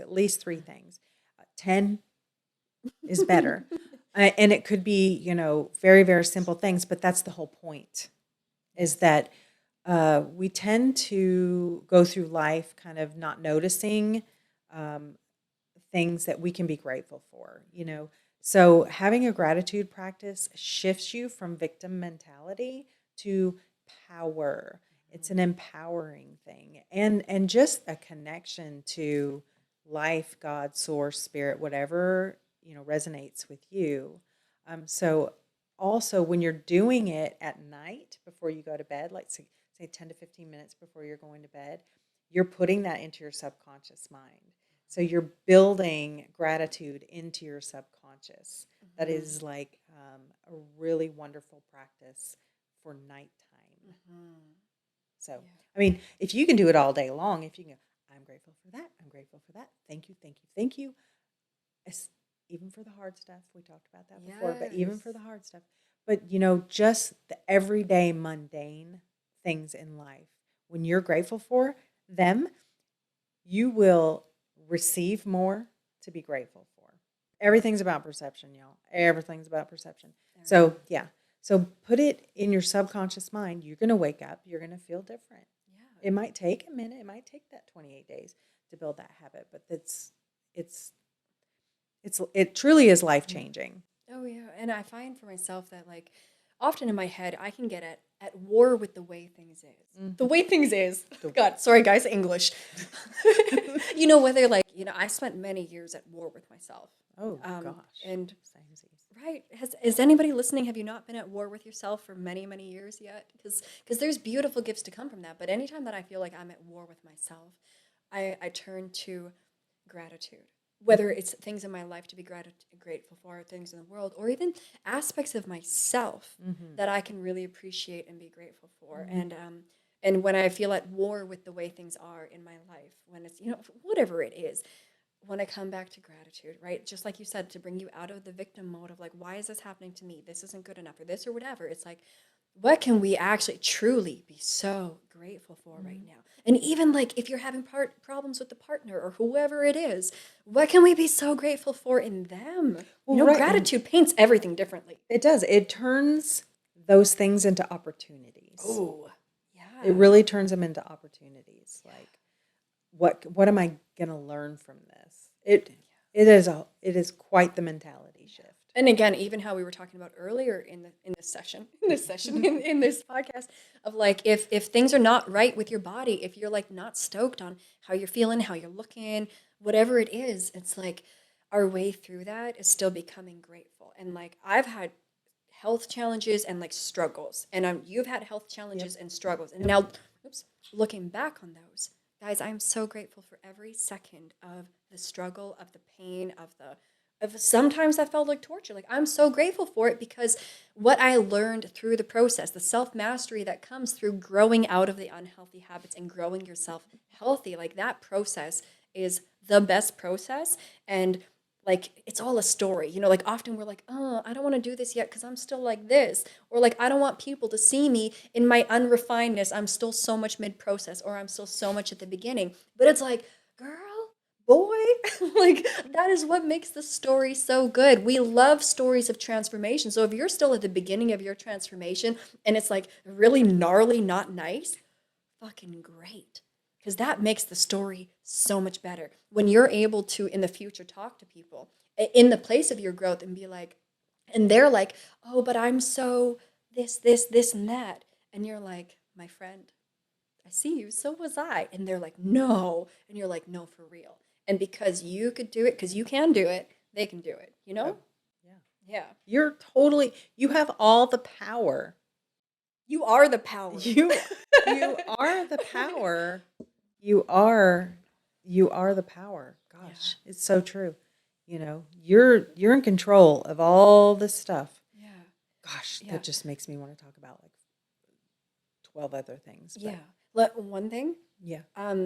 because you said to get it into the subconscious, and correct me on this if I'm wrong. Okay. What I have learned or read or heard somewhere was that when you're in the in-between space of sleep, like when you're falling asleep and when you're waking up, when you're in that weird in-between space, that's the space that we get into our subconscious. Is that right? Yeah, you're in a highly suggestible state. Okay. So especially if we can practicing gratitude when we're falling asleep, Right. and then as soon as we're starting to wake up, right? Yeah. Is that our best times? In the car. All the time. Is another time too, because you're often when you're in autopilot, if you can bring yourself to presence while you're in an autopilot, because you obviously aren't thinking about pushing the gas pedal, all the things that you have to do when How you do I drive a turn car. the steering Right. wheel? You're in autopilot. So anytime you're in autopilot, if you can find gratitude in those moments, it sinks in deeper. Okay. Thank you. And it shifts your state. Yeah, and if anybody doesn't know, Kimberly's background is in, I almost said colon hydrotherapy. That's my background. That's chill. Hypnotherapy. That's so, chill. so she, throughout all of these podcasts and everything that we're doing, like the tidbits that come out of this woman's mouth, you definitely want to listen. I think I'm a brain junkie. Like I'm a mind junkie. I'm so fascinated with the way the mind works. It's good. It's amazing to me. Yeah. It's so We are computers. It's a master computer. Yeah, Exactly. it's a multidimensional holographic computer. It's right. right. It's crazy. Like you can manipulate your whole reality through your mind. It's cuckoo colada, and I love it. I love it. So yeah, so that's always been something that fascinates me. And I just learned cuckoo colada. What was the thing I learned earlier? Nutty Buddy bars. Yeah. Okay, go on. Oh, you'll probably hear more Yeah. odd words coming out. The other thing that you can do that could be important for you to incorporate could be just stream of consciousness. So when you wake up in the morning, just have a journal, journaling your dreams and or stream of consciousness. Don't edit, just let stuff roll. So, oftentimes we wake up in the morning and our minds get going right off the bat. They just get going. You wake up and then there's like, here's 100 things to think about. Right. Like, and you can't go back to sleep because da, da, da, da. So get all that out on paper. There's other things you can do with that stream of consciousness too, but ultimately just getting it out of your system, just putting it somewhere, and then yeah, it's cathartic. Yes. I find for myself that journaling my, just writing down my worries, writing down my frustrations, writing down my worries, kind of like the shaking and discharging things. It's like if I can just put it down to paper, it's okay. It's like now it's out and I'm good, Right. Oh, and also with that, when like we were just talking about, it's like your eyes open up in the morning and then there's like, oh my God, here's all the thoughts. Or like I'm trying to fall asleep at night and it's like, oh, but this thing that happens later in the week, that's kind of stressing me out or whatever.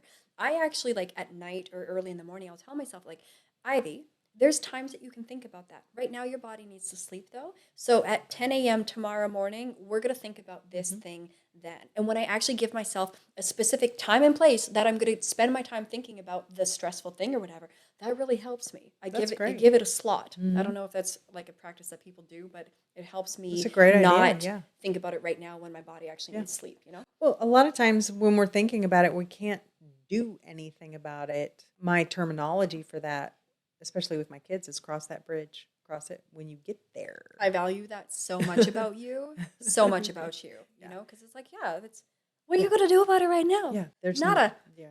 What is your worrying going to do about it? Right. Nada, except waste your energy. Wasting energy that you want. When you're complaining about not having energy, look at what you're thinking about. Look at what you're thinking. Okay, we talk about food, we talk about blah, blah, blah, all that stuff.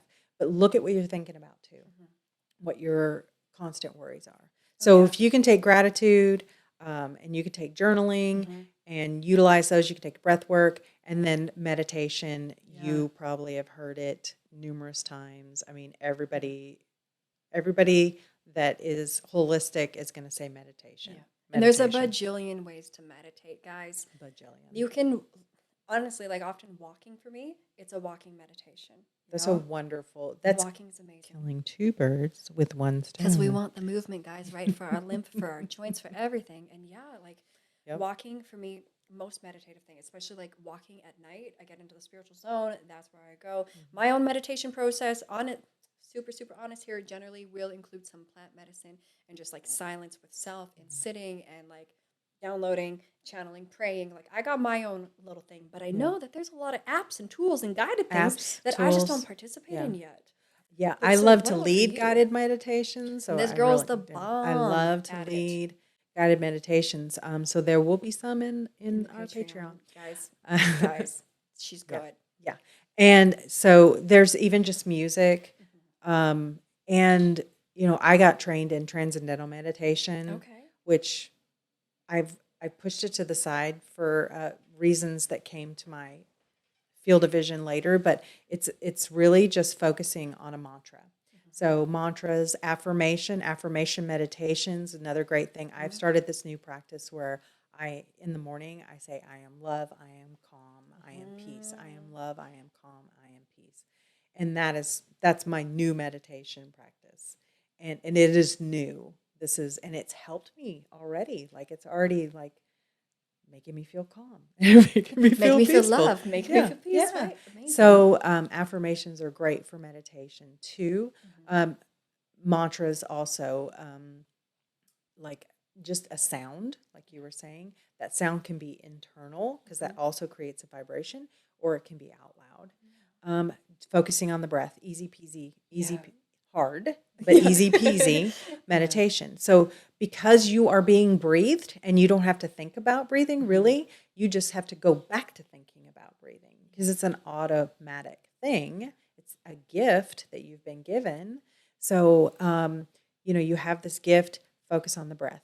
That's probably, besides a guided, that's probably one of the easier places to start. Probably. I used to count my breath a lot. Like Mhm. I would count in for 4 or count in for 8. Then normally I would hold 4 for like 8 and then exhale for 8. And then sometimes hold empty for 8. And like you're still counting, but you're not thinking. You're counting and you're in your breath. And then, the counting kind of dissolves. Right. And then whenever thoughts come in, it's okay. That's supposed to happen. That's Then what you just your come mind back to your does. breath. Yeah. Exactly. Yeah. Yeah. I Your remember mind's job is to think. exactly. Right? It's doing its job. Yeah. But like learning to quiet it is great. Thank And you, even mind. all of your first times meditating, it's like generally they're going to feel like failures, because the mind is busy. But it's all good because even just the attempt at meditation, it's like that really, really counts, right? And when you're focused on your breath in meditation, and in fact manipulating your breath, not just focused on your breath, you're killing another two birds with one What? stone. And we're also detoxifying at the same time, guys. Wow. Wow.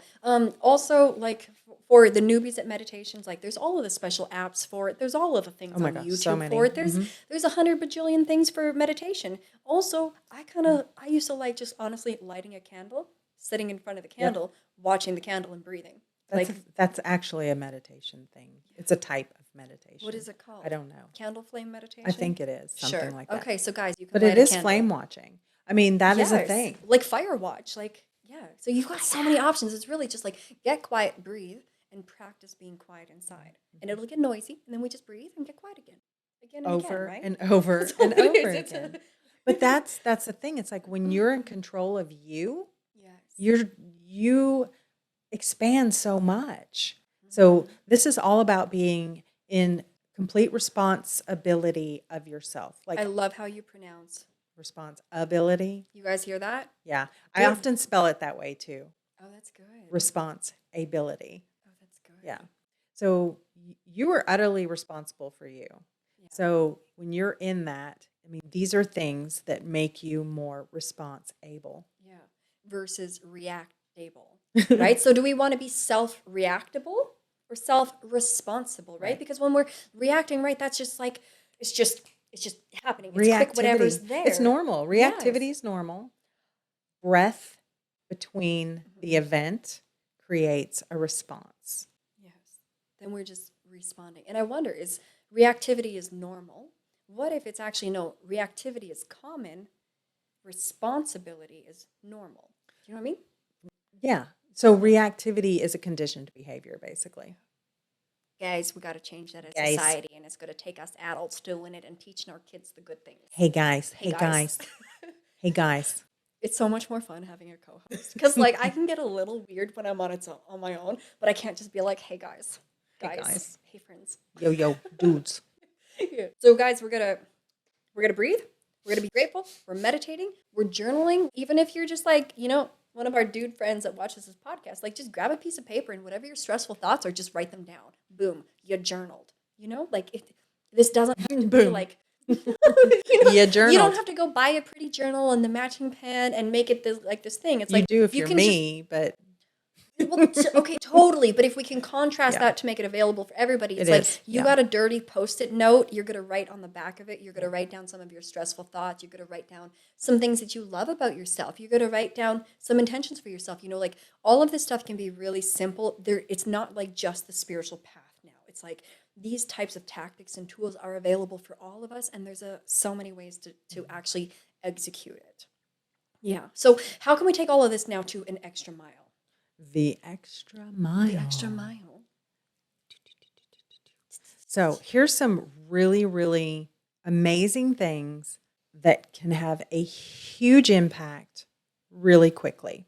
Mhm. Number one, earthing. Earthing, grounding. Grounding, Yeah. yes. Dumb it down for us. I mean, it sounds really obvious, but it's not.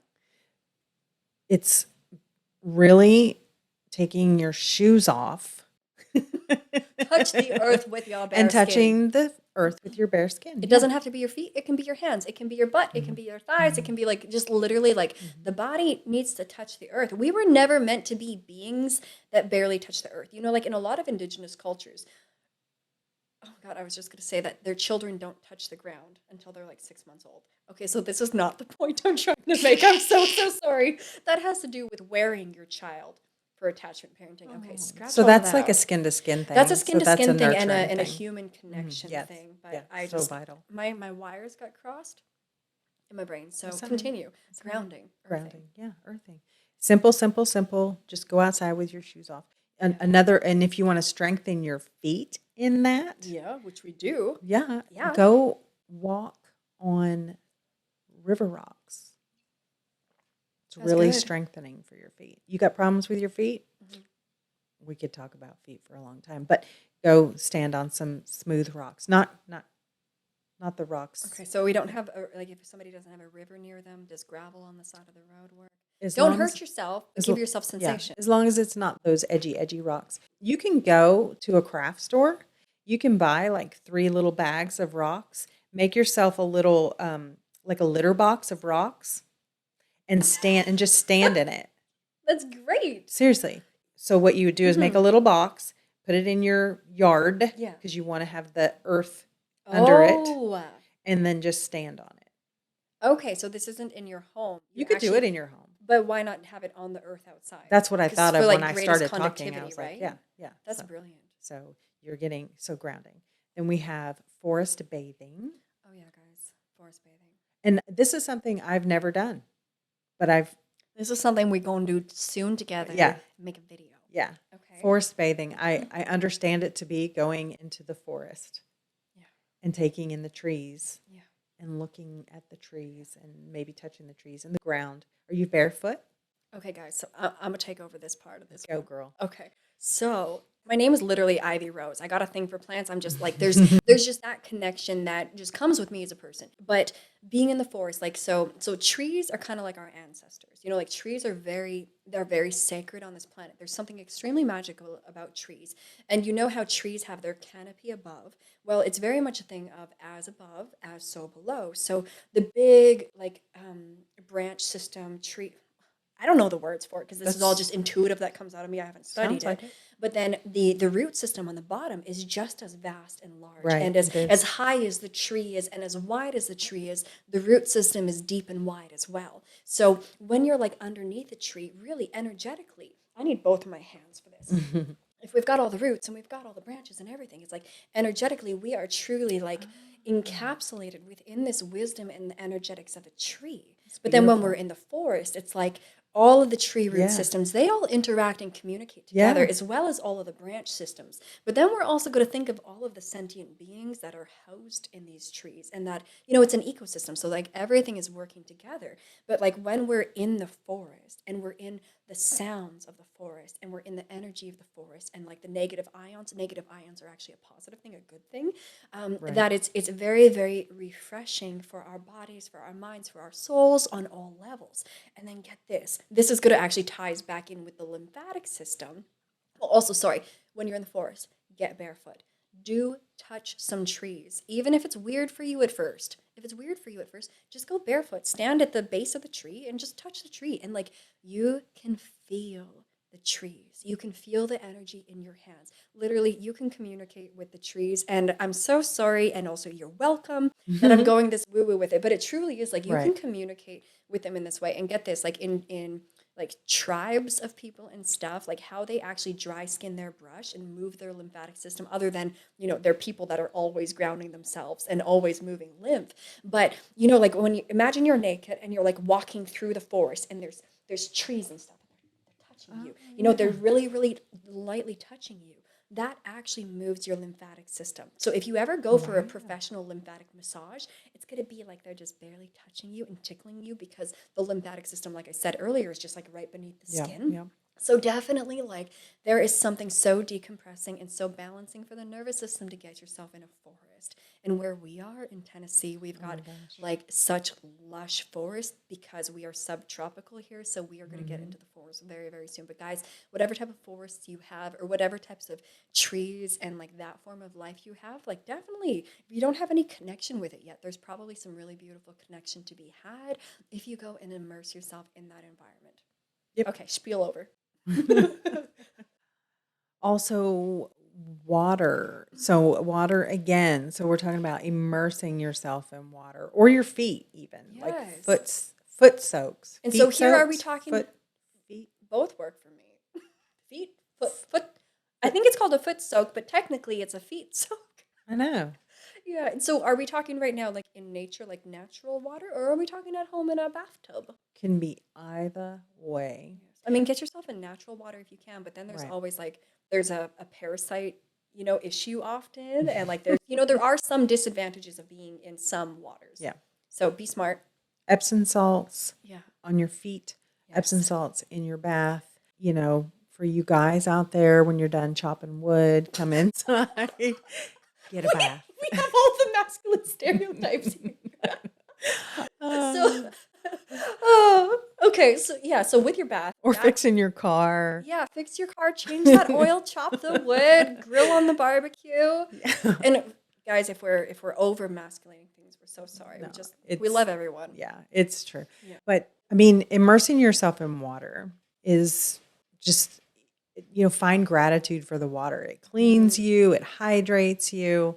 So that's easy peasy. Yeah, and medicine baths, I call them medicine baths because it's like you change the medicine depending on what you're feeling and what you want. Like for us, when we take baths, we don't take baths together. I'm not trying to okay, we have not taken a bath in our bathing suits together yet, but we often because like we said, we drink only Kangen water. We actually make some high pH water. We take at least a gallon of like 11.0 water. We put that into our bathtub because that then actually affects the structure, like the molecular structure of all of the water. I said all that accurately, Yeah, right? it's likened to Epsom salts. Okay. Yeah, Yes. because it's very salty, this water. Yes. It's amazing, amazing. Yeah. So whether you've got like really good water to put in your bath or you want to put Epsom salts in your bath, online you can buy bags instead of Epsom salt. You can buy Dead Sea salt. Yeah. And that is incredible to be in your bath. Sometimes I put dried rose petals in my bath or like fresh flowers in my bath. I put bentonite clay in my bath. I put oatmeal in my bath. I put real Himalayan salt from Costco in my bath sometimes. Essential oils, like literally, you can put anything that feels intuitively good to you in your bathtub, mostly. Like just experiment. Right. I know this gentleman that puts vinegar in his bath Yes. Apple cider? because it helps with sore muscles. Yes. So when he's done chopping the wood, just kidding, he doesn't. He works in a museum. But he does a lot of lifting and stuff and he gets sore and he says he doesn't get sore. He said this is what his mother told him a long time ago so that he wouldn't get sore. He's in his 60s. He's very vital.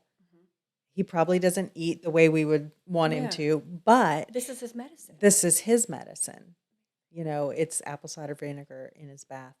Or He will also cotton ball it on his body. Okay. So he will direct apply. Amazing. So, just a thing. Yeah. You know. That almost made me want to go into urine therapy, and I know that it's not on our list.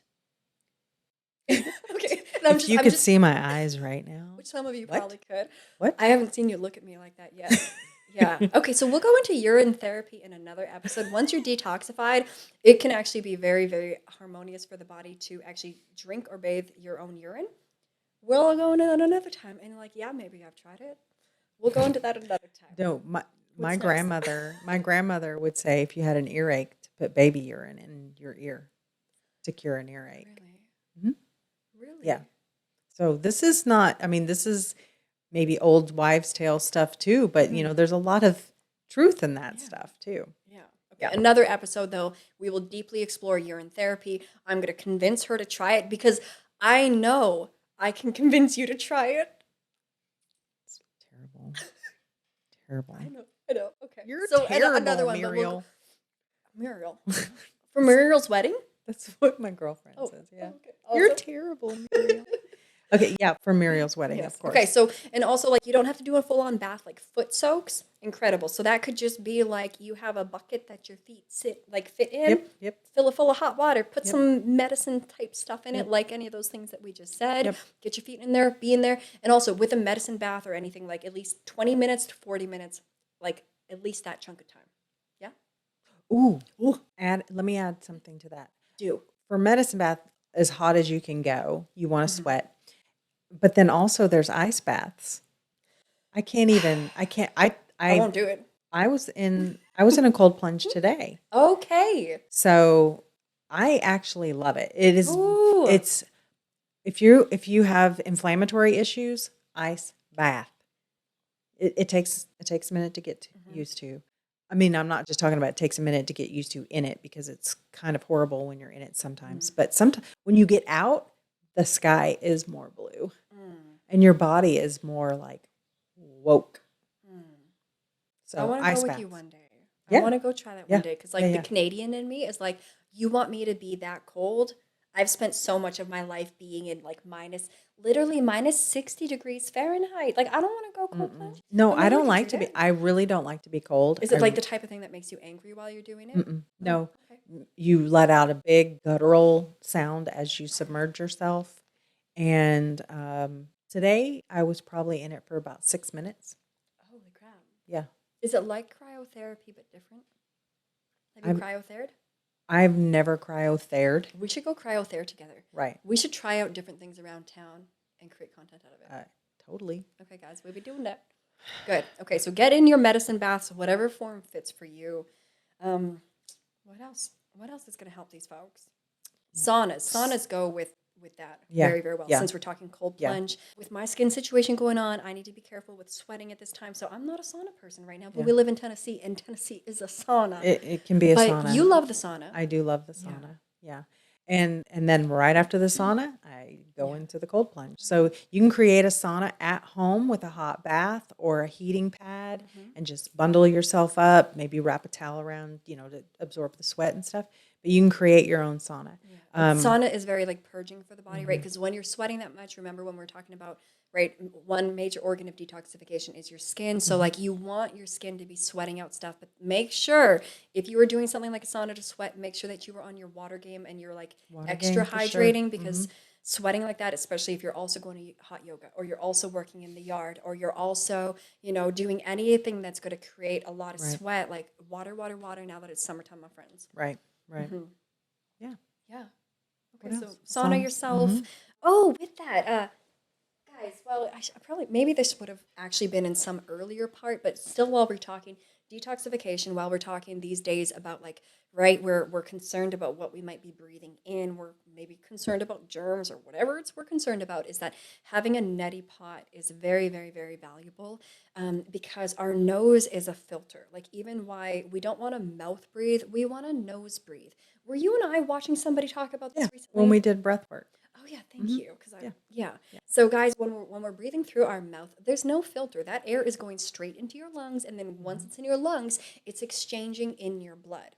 Okay, but whereas when we're breathing through our nose, we've got our sinus cavities and all the snot, all the boogers, and all those tiny little nose hairs and sinus hairs that are going to trap things in our nose. So I really I keep wanting to put this out on social media to talk about this. It's like, guys, don't pick your nose and eat it. Guys, don't. I got her right when she was drinking water. Oh, that was great. Sorry. I am so lucky I didn't spit that out. Oh. That's hilarious. So everybody, I hope you're watching the YouTube right now. What do you do? Pick it and flick it? There's Kleenexes. Or there's net. I'm talking about a neti pot. Yeah. So pick it and flick it. Don't flick it at anybody. My ex-husband used to flick his boogers on the floor. It used to drive me crazy. I can't believe I just said that in a podcast. There's no way he's going to listen. I can say the other thing that you said not to do about one of my ex-husbands. Are we name dropping?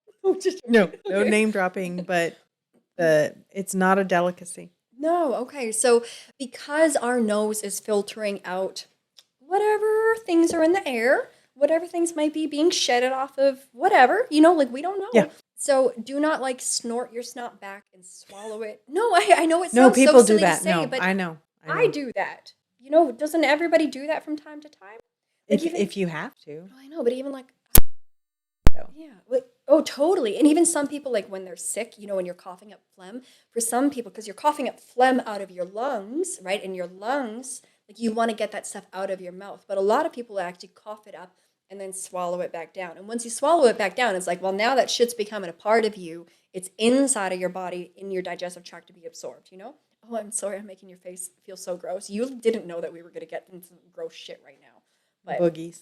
yeah, so anyways, please do not eat your boogers, do not swallow your boogers, do not, understand that that's like it's a filtration system that whatever on a daily basis right now, especially if we're around jabbed people, if we're around sick people, if we're around pollution, we want at the end of the day to like literally flush that stuff out. And so I know for a lot of us, even a lot of us holistic people, neti potting hasn't been big on our mind unless it's seasonal allergy time or unless we're actually sick. But like seriously, in my heart and soul and instincts right now, survival mechanism, guys, is like I think that we should actually take seriously the flushing out of our sinuses, considering we're all concerned about what we might be inhaling. If we're wearing the blue masks that we know have Morgellon fibers in them, P.S. microscope, we're doing experiments on the masks. For 100 reasons, please start flushing out things. I bought this at Whole Foods for maybe about like $13 or $20. We are so sorry for the barking, but we're going to continue. And you can buy these even like plastic Right. at a pharmacy for like maybe like 10, 13 Yeah, bucks. you Like can get them anywhere. Yeah, yeah. like that. Yeah. And I will make a YouTube video explaining how to do this. It's really easy if you know how to do it. If Yeah. you don't know what you're doing, it's awkward the first time and not easy. Yeah. So listen to my video, Yeah. and I love you all. If you're unwilling to go there with that, they also have like pre-made little saline flushes that you Seriously? can. Yeah. Why would people be unwilling for this? I don't know. Oh, okay. But if you're unwilling, which I don't know why, because it's easy, you got options. and And and there's also salt inhalers. So if you can inhale the salt through your mouth. They look like a neti pot, but it's closed. It just has one little hole. Inhale the salt through your mouth, breathe it out through your nose, and that helps clean your nasal what do passages you mean as well. inhale the salt? So it's in like something like this, like something like the neti pot. So your mouth is going around But it. is it liquid? Or are you breathing in No, air? it's just salt sitting in the base. Oh, so you're breathing in like salty air. Yeah. Okay, so breathing in your mouth. Are you breathing it into your lungs or are you holding it in your Breathing mouth? it into your lungs and then out through your nose. And that helps with allergies as well. Really? Yes. Okay, guys. And you can get little salt inhalers that you just single nostril it. Mm-hmm. And a lot of times they'll have essential oils in them that help clear out your passageways. Now, this is kind of for breathing. It's not detoxifying. It's not a super cleanse like a neti pot, but it is, if you're unwilling to go with water, the saline solution in your nose, this is another way that you can help clean out that filtration system. That's amazing. Yeah. Okay, cool. Well, may I put this back to you? I'm so happy that you know all the little things that you know. I didn't know that. I'm so happy that you know the things that you know. And that is friendship, guys. Ultimate. Yeah. Yeah. Good. Okay, so we talked saunas, neti pots, all of our water bathing, our forest bathing. What else have we got? Oh, let's talk about, gosh, essential oils quick?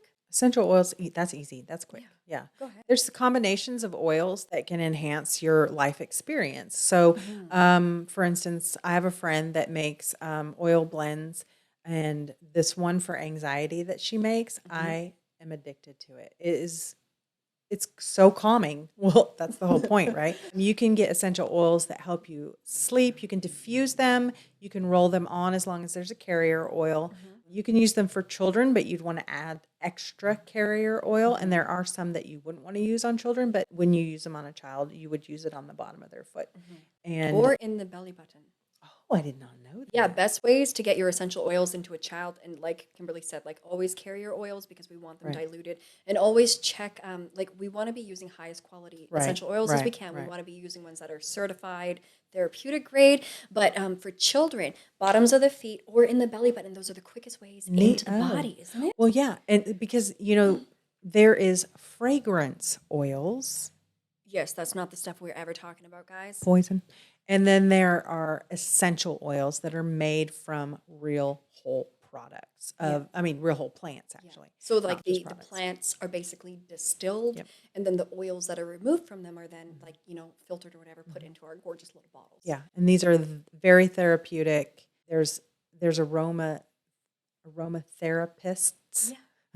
There's Yeah. aromatherapy. There's aromatherapists that actually do this for a living. Mhm. It's a wonderful practice. And if you're like me and you like to smell things that smell Mhm. good, Yeah. especially, then it's great. I like to put oils on my hand and just Oh. just sniff them. I rub them right on the base of my nose so that it's just right there. I'll do it under Yeah. my Oh, chin that's sometimes good. too, my temples. Yeah. So there's also oils that you can use that take the that can help relieve tension in your body. So Mhm. like the peppermint oils and the menthol kind of.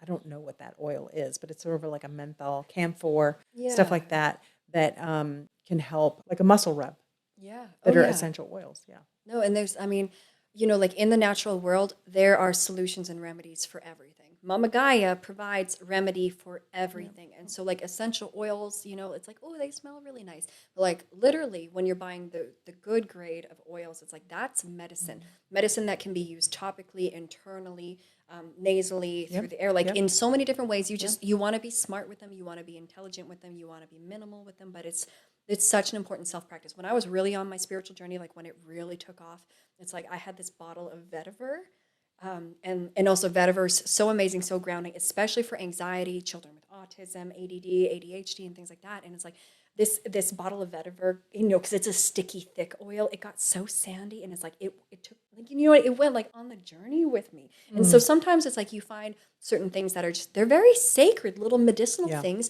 for whatever stage of the journey you're at. And then also that smell, you probably know more about this. That smell is like one of the best triggers of memory, right? So now Your memory is totally linked to your olfactory that's system. so Isn't amazing. it So wild? now anytime that it's like I smell my vetiver, it's like it takes me to Yeah. all of the most sacred times in my life, I have that experience With with what? certain shampoos. Oh, this is when I was in that outdoor shower. Oh, But that's really, hilarious. or times in your life, Yeah. What yeah, shampoo? Just joking, yeah. sorry. Isn't that funny? Yeah. So, well, yeah, it was just some purple I meant shampoo. what's shampoo? Oh, yeah, Oh, because that's, you and I yeah, are different. I have that's short okay. hair, so I it's got you. Well, required. so, hi guys. Yeah. Okay. How about sound bowls?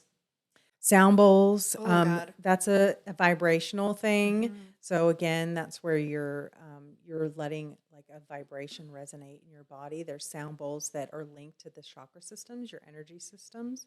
So you can listen whatever you use to listen to music, Spotify, Amazon Music, YouTube.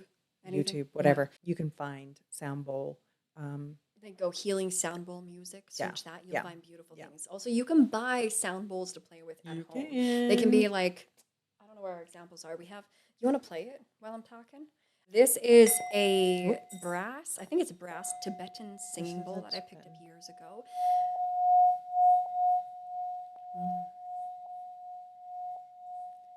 And they're very, very beautiful to use. And like Kimberly said, I think that one is entrained with the frequency of the heart. But you can buy bowls like this. You can also buy big bowls. They look like glass bowls, but they're like technically made out of crystal, and it's That's called a what I crystal bowl. have. Yeah, or a crystal singing bowl. Mhm, We are working to have a whole collection mhm, between the two of us so that we mhm. can do some really amazing things for you. So these are things that you can just like buy. You can buy them on Amazon. Most singing bowls, depending on the type, will run from what maybe like $25-$30 to like upwards of $200 Depending on per the a size, bowl right. and what it's made out of. And Mhm, they'll all have like they're in a different key, they're in a different note, they're mhm. different sizes, different resonances.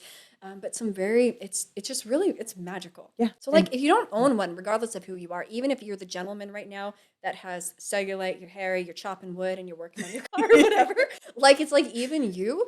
deserve a singing bowl for what it does. You know what? One of the things that I think is cool about a singing bowl is the challenge to make it sing. So if you like a challenge, Yeah. getting that, like, really loud Like the sound, resonance. yeah. Okay. My grandson and I love to, like, play, sound bowl, Yeah. like, duels, Mhm. so he'll get it going, but, it's a challenge, it's like, I wanna get, like, this really deep, deep tone, so it's That like fun. everything in the room will Yeah. feel the Yeah, tone, yeah. right? Oh yeah. I Guys, think it's like fun. exploring with sound, so much fun. So Yeah. get yourself one of those. I mean, if you don't already, it's really, really good. And also you can search, DuckDuckGo sound, baths, and like I said, you can go on whatever you listen to music on, but also there are people that do this that do this therapeutically, and they will get you in a room, and they will play Mhm. these bowls and tune you up. Like literally tune you up Tune you up. energetically. It's good. Yeah. So check out like you might have like sound healing sessions, sound baths. Mhm. What else is it called? I think that's what it's normally Yeah, called, yeah, right? yeah. You might find some things near you. And also like there's gong baths, which is where like you're in a room and you can probably find this music online also, but it's like, the really big like Asian gongs, like to hear Mhm. a bunch of those going, it is so Yeah, yeah, grounding and yeah. it's like that frequency is just marvelous for the body. Marvelous. Mhm. Oh, and that probably takes us into crystals. Yeah. A lot of people, is there anything else about like sound bowls No. and stuff? Okay, so No. with crystals, a lot of people are super, super into crystals. And then a lot of people are like, cool, they're nice little rocks. It's nice that you wear them as jewelry or whatever, right? But understanding that crystals they're amazing things to adorn your body with. But what they really are, it's like they are elementals of the planet. They are aspects of Gaia that are still alive. But it's like, almost think of like stones as they are in such a slow reality, they're in such a slow existence and vibration that they're Mm. that they're constantly just in this solid form. But gemstones, they all have different metaphysical properties, they have spiritual attributes, they have Mhm. ways of working with us, and to understand that these truly are living elementals of Gaia. And guys, again, sorry for the dogs. We hope that they're not actually so loud in this recording. We'll try to figure out ways to do with them in other ones. But with the elementals, like both Kimberly and I have done past life regressions, like far, far, far back. And I know in one of my very deep past life quantum regressions, I was just a rock. I was a rock for a I very, love very that. long time. Weren't you a rock also? I know that I was not a rock, but I know that a rock is a guide for me. So when I visited an intuitive doctor, Yeah. she told me my guides, and she goes, "And a rock." I've never had that come up before. Oh my goodness. So That's what? so Ooh, interesting. I wonder if it has a connection to you. Wouldn't that Maybe be it was in a, crazy? yeah, maybe. Oh Because she was like a rock. And I was like, I used to be a my rock. gosh. Yeah. Yeah. If you're ever embodied as a rock, wherever that is, or like, a part of stone, it's like maybe you're just in an existence where you're really just witnessing and being Mm. for a long, I mean, who Hmm. knows? Okay, and now I digress. But anyways, like crystals are a very amazing way to work with yourself. Different crystals relating to different chakras, different crystals for different emotional patterns and healing, different mental things, but also physical things as well. Mm. I have a really big piece of like deep red carnelian, which is really amazing for your second chakra, for your womb space, for your menstrual cycle, Wow. for all of that in your body. There's a lot of our black stones like our tourmaline and our onyx and our shungite. Those are really good for protecting us, energetically protecting us, physically protecting us. They're also great at repelling EMFs, just as like fluorite is. Like Mm. there's so many different types of stones. Whether you want to be more confident, you want to be more peaceful, you want to balance your sleep, you want to have more vivid dreams, you want to become more intuitive, or, like whatever it is that you wish for yourself, there's a stone to help you with it. And regardless if Mhm. it's all woo woo, I personally think, like, I mean, I'm a person that feels very connected with the earth. So for me, they're powerful, but, different strokes for different folks, guys. Yeah. And there's actually a practice of having a gratitude rock. Oh, So you could wait. have a gratitude crystal. That's really good. Yeah. Yeah. Yeah. Some of the Okay. girls at work carry around their rock. Oh, that's interesting. Hmm. That's good. Yeah. Yeah. So if you haven't experimented with gemstones, you can keep some under your pillow. You can wear them as jewelry. I mean, you've got your gemstone bracelets Hmm. on. I don't know why I held this hand up, but yeah. Yeah. Mhm. Oh yeah, but there's so many ways to work with them, and if you just simply Google metaphysical properties of, and then whatever stone, you're going to find tons and tons of information. And they're pretty. Oh, yeah, and they're pretty. And definitely most stones, unless they're like, what is the clear one? Why can't I think of it right now? The clear Quartz? rod. No, the clear. Oh my God, I always know the name for it. Selenite. Ugh. Selenite doesn't need to be cleansed. Most stones need to be cleansed. You can do so with literally just like running them under water, creating intention with it. You can smudge them with like your sage or Palo Santo. You can put them in like a bowl of salt overnight, or put them outside underneath the full moon. Yeah. But I wonder about that. We're going to talk about the we'll dark talk about side of that. the moon in another time. Yeah. I was just recently gifted with a glass water bottle that has the quartz in the middle. Really? Mm-hmm. Okay, that's so interesting. Mm-hmm. You'll have to let us know what like Kangen water out of that feels Right. like. There's a lot of gemstones that you can put in your water to charge your water, but then there's also a lot of gemstones that's not safe to put in water because they'll actually they'll kind of start dissolving and they'll give off their properties into the water. Literally, you don't want that. So Google stuff before you go. I don't even like using the term Google as a verb. I think we really need to do away with that because of how dark it is. Let it go. Just what is our replacement word? Research that. Search that. Search. Okay. Yeah. Yeah. Yeah. Also, I'm going to do two things real quick. Talk about two things. Massage Yes. and fascia release or fascia massage or whatever. Okay. You do it. Not all of us want to go to a massage therapist, but you know what? You can massage yourself. Yes. So my mother, she's a self-massager. Like she is like always. She's just always touching. working her own body. It's crazy. Why don't we think about doing that? I know. She does that all the time. And I look and I'm like, wow, she's really, really disciplined about it. How old is your mama? How old am I? 50? So she's 70. Wow. Mhm. Wow. Mhm. Yeah. So she does that. So massage, self-massage, fascia release. So you can get, I'm going to pull up another prop, but you can get like balls that you lay on that help release all the fluid in your fascia. So easy peasy fascia release. Yin yoga, which I will be doing classes on yin. I'll be offering yin. You can use props to help you get into positions that help circulate the fluid in your fascia. So a lot of times people think that their muscles are stiff. It's actually your fascia. That's amazing. And also the fascia is the crystalline matrix of the body. The fascia is actually one of the most spiritual, physical aspects of our body that we'll talk about in another episode. Yeah. And you have, okay, so like for instance, your fascia, you have lines of fascia that go like from your foot all the way up to the top of your head. Like it has this running thing. So you can take a ball and rub the bottom of certain parts of your foot, and it will have an impact on your muscle tension in your neck or your head, your shoulders. Isn't that wild? So amazing. It's That's wild. so amazing. And sorry, my aha to add to that was that the fascia is actually the part of your body that enables communication between all the other parts of your body. Isn't that amazing? Like that the fascia is so important. Yeah. And you want it to be lubricated and supple. Okay, so what is like your ways of maintaining ideal fascia functionality? So you roll on your ball. You use rollers too. I use rollers. I'm not familiar with that. So she has these. They look like big long cylinders of foam. Is that right? Yeah. Or like even pool noodles. Is that like pool noodles, but thicker and harder. Ones. Okay. Yeah. So you roll on that. That also works your abs, and there's exercises you can do on that. So if you're on your back and you're rolling your back out, you're really strengthening your abs as well. So it's multi-purposeful. Yeah. So this is a way to lubricate your body. Again, like I said, a lot of people think that their muscles are stiff. It's actually your fascia. Your fascia is tight and it is dehydrated, and it just doesn't have anything flowing through it. Yin yoga is a great way to lubricate your fascia. So you're doing yin yoga. You're not in a hot room like hot yoga, power yoga, whatever. You're in a normal atmosphere, and you're relaxing all the parts of your body except for the part that's working, and you're not actually engaging it, but you're going to an edge, and then you're holding it for 3 to 5 minutes. And that gets the fluid flowing. And guys, yin yoga, I mean, I love yoga, but like yin yoga is my favorite thing. It is like my jam. It's your jam too, right? Yeah.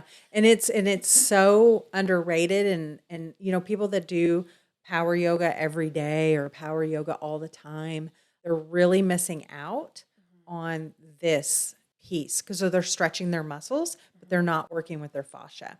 Yeah, exactly. And guys, like yin coming from yin and yang, right? The contrast between dark and light, between right expansing or expansiveness and contractiveness. And not that one is good and one is bad. Right. I mean, dark and light. Maybe one can be good and one can be bad. Contextually, it just depends. Yeah. Yeah. And with the yin and yang. And so just like how earlier we were talking about, like, all of the analytical work and everything that we're doing. And then we want to shake out or dance out our body to create that flow and softness. And so yeah, like if you're chopping the wood and working on the car, whatever it's like to have that softness with yin yoga is amazing. Yeah. Yeah. And so I have not had your yin yet, but knowing you, I'm sure your yin is amazing. Yeah. What Yeah. else with the fascia? I mean, that's Being hydrated is Hy- necessary for oh, yeah. fascia too, right? It's absolute. It's Yeah. absolute. Yeah. So it's kind of your soft skeleton. That is I mean, such a not great kind way of. to It's put your it. soft skeleton. Yeah, that's such It's a good way to put it. your fascia is throughout your entire Yeah. body.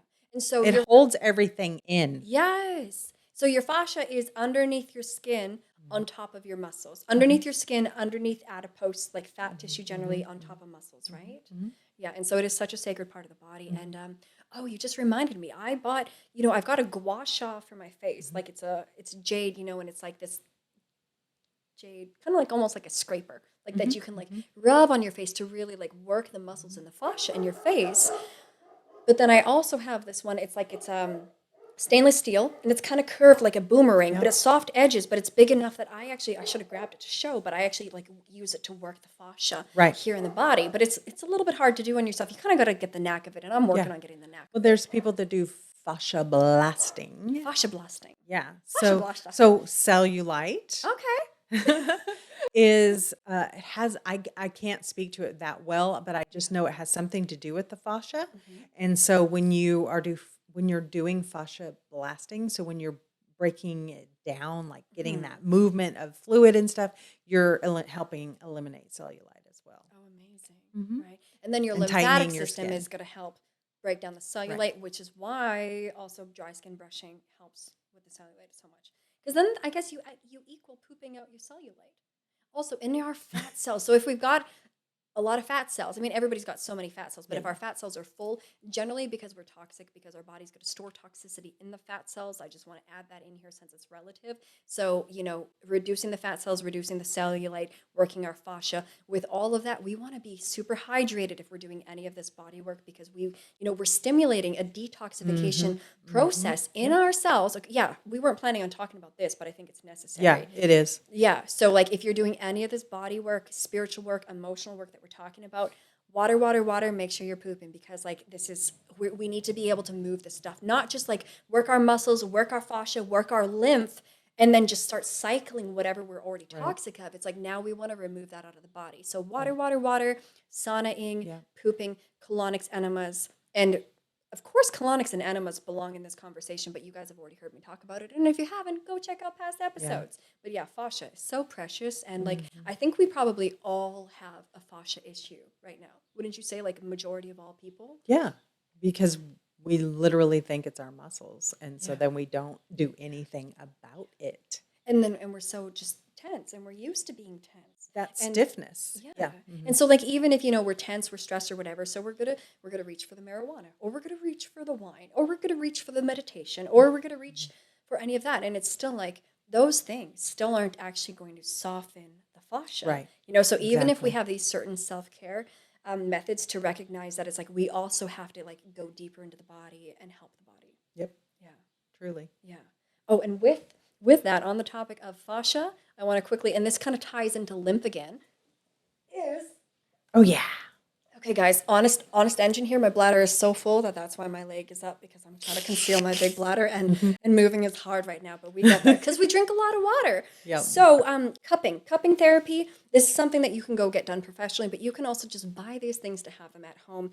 Very, very, very simple. So if you So are pretty, watching, too. right? Yeah. So here on YouTube right now, I am showing you a glass cup. And I'm also showing you like a silicone cup. So both of these I bought off of Amazon. I do not suggest Amazon because screw Amazon. Sometimes you can find that kind of stuff at like a Marshalls or a TJ Maxx Okay. too. Okay, That's where I got cool. mine, and then the tornado Yeah. came. Or like whatever you're seeing on Amazon, like go to the actual company, then try to Yep. find the company website, buy from the company. But anyways, with cupping therapy, if you've ever seen after somebody gets cupped, and you can be cupped on many places in the body, there are some contraindications. So you want to make sure that we don't have certain problems before we do it. So please look into that.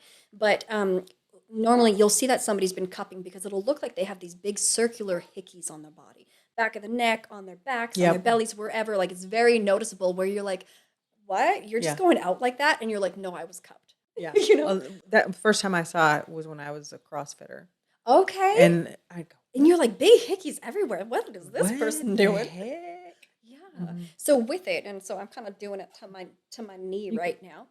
I was gonna say you could probably do it Oh, here. okay, give it to me here. So with the silicone cup, we just create a vacuum with it by squeezing it.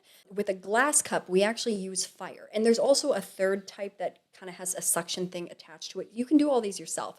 But basically what happens is that, and I wish it was clear that you could see what's happening inside, but we create a vacuum and negative space inside the cup. So it's kind of like a reverse massage. You can see my skin is being sucked up. Yeah, right. So we're creating this vacuum. Like think of your old school hickey when you're making out with somebody and you're young or whatever, right? And so what's happening right now is that we're creating a vacuum, and so it's called negative pressure because when you're getting massage, it's like you're pushing on the fascia, you're Right. pushing on the muscles, you're massaging things deeper. But then when we're doing cupping, it's like instead we're pulling things out. And so Yeah. what happens with this is that we are creating better flow of blood, better flow of lymph. We're also moving stagnant blood and lymph. So when we get a good, sometimes we get bruised after this. It's not technically a bruise, but it's like it's the impure blood, the stagnant blood that we're drawing to the surface of the skin, and then the skin is going to basically, you know, eat it back up and do what it needs to with it. But this is a great way if you have any injuries, or if we just even have like we need more mobility in the fascia, Mm. in the lymph, in the blood. This is so therapeutic. So if we actually have injuries, we want to do this normally between about like 4 to 10 times, whether it's a shoulder injury or whatever you have going on. But this is also just really good for therapeutic use. It's great for, oh, and then now you see she's got like a little bit of a swollen spot, which is perfect. And you can learn how to do this very, very easily online. You want to be safe with it. If you're using fire cups like me and my partner use on each other, and I want to do these on you soon too, you can do them back on me. Have somebody with you. Practice safe fire skills. Be smart. Be smart. Be smart. Be smart. I almost lit my husband's hair on fire once. No, wait. I slightly lit his hair on fire once. So like be so careful. But it's amazing for the body. Of course, drink so much water after. But like I love getting my whole belly done. I love getting my whole back and buttocks done. So with the glass ones, you can move them around the body, Yes, right? You yes. wouldn't be able to do that with this, the There's a silicone? different type of silicone one that you can. Okay. But like there's a lot of different types of cups, so you kind of got to find what you like. If you're curious, leave a comment, and I'll do a video explaining the different types and like my preference, because you can be used for different things. You always want to get your skin good and oily or moisturized first, so that you're going to have a good seal on it. So even with this, even though it's sucked to my skin, it'd be better if I had an oil. Yes, it'd be better if you had an oil, like because the skin is going to be more prepped to have that type of Gotcha. therapy to like be stretched and stuff, but then the seal and the vacuumness is going to be better. But then like let's pretend like if we had these glass ones on somebody's back, and if the back is really oily, then once it's suctioned and Yeah. you can see the skin going purple in it, and it's Yeah. like you can see the skin pulling into it, then you can always be like moving the cup around, and it creates a Yeah. very intense massage. But like Yep. we're talking about deep, deep healing work, Right. and this is an ancient thing that goes back thousands of years to Oriental cultures, right? And like the Oriental folks are brilliant, brilliant, brilliant. So yeah, this is a great thing that you can be doing at home. It can help with so many different issues on the body, pain, stagnancy. Yeah. Also, like you do this on your full back, you are going to sleep so good that night. Like it's really like if you've never had it done, it feels like somebody's like grabbing your back skin and fat like with a big pinch, but in a good way, and like holding it and then having that done in so many spots all at once. Yeah. It's like It feels extremely amazing. therapeutic. Yeah. Where have you had this done on you? At Chattanooga Holistic Medicine. Okay, but I mean, like, where on your body? Oh, and My he does back. fire cups, Yeah, right? fire cups. Did you like The it? sound. Hmm. I love even just the sound. Yeah.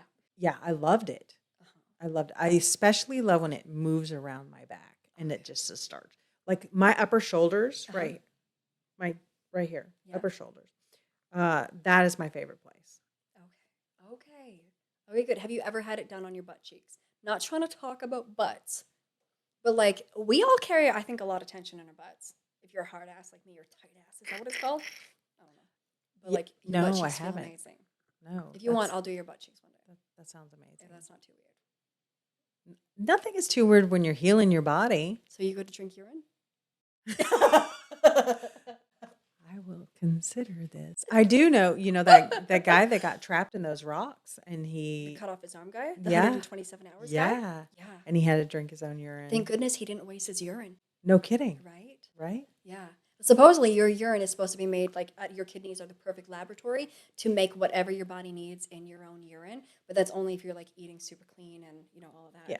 In another episode, I'll share my experiences. Oh, see, it's not one experience; it's many. Okay, so is there anything else that feels really important for us to talk on as far as different ways of self-healing and supporting our bodies during this great awakening? Because guys, always remember that like to purify our body, to purify our minds, to purify our hearts, to like do this ascension process, which if you haven't, like if it's not obvious yet that we're in a galactic ascension process. Holy moly, let's participate to our fullest. But it's not just a mental, emotional, spiritual thing. You're a soul in a body. The body is the vehicle of the soul. You don't get to have a polluted, unhealthy, unwell, not moving body and still do the spiritual energetic work and get to 5D version, 60, 70 version of us or the planet or whatever. You almost can't, because I mean, it's like trying Almost? to look. Well, yeah, I was trying to be gentle. It's like trying to see through mud. Right. Yeah. Right? Yeah, Yeah. you can't see. This is why I'm doing all the stuff that I'm doing to detoxify my body, is because I want to be connected deeper to myself and to my intuition, which is also here. It's not just here; it is here in my gut. And I just don't want anything in my way. Yeah. So the more I can do, and I'm not perfect by any means, and I got a journey. This I is a think you're journey. great though. Thank you. You're welcome. But it's a process, and it's a learning, and it's I can't think of something better to put my time into than my body, mind, and spirit. Because what else like seriously matters? Like our loved ones matter. Your Yeah, grandson but matters, like things matter. you doing that helps you connect with them anyway. I mean, you're opening up space in your heart and your mind, and you're opening up space, that you can give to other people. And then it's just, that's the cycle. You give, you receive. It's give and receive, give and receive, give and receive. So, yeah. Yeah. How long have you been doing the like of I'm gonna work on myself, I'm gonna work on my body? Myself, since I was 16. My Amazing. body, my mid-30s, and I'm Amazing. 50. Amazing. Yeah. It's a journey though. Like it's a walk. It It's a is. walk. Because I think we all have our own personal parts, obviously, because we are personal persons. So what works for, like what we're talking about, I mean, this is like pretty much universal, the stuff we're talking about. But then there's some things, food-wise, we were talking about food earlier, like some people are meat eaters, some people are veggie eaters, so everybody has what works best for them. And sometimes it takes a while to figure that out. Yeah. And also sometimes then we go through different cycles of life and it's like, well, I've always liked eating this way, really clean in this way. True. And, maybe somebody's been vegan for a long time and then there comes to a moment where they're like, some animal products feels medicinal to me right now. Or I guess like, Or vice versa. Yeah. And absolutely vice versa. Or being like, I feel like I need to go fruitarian for a while. Or I want to start water fasting.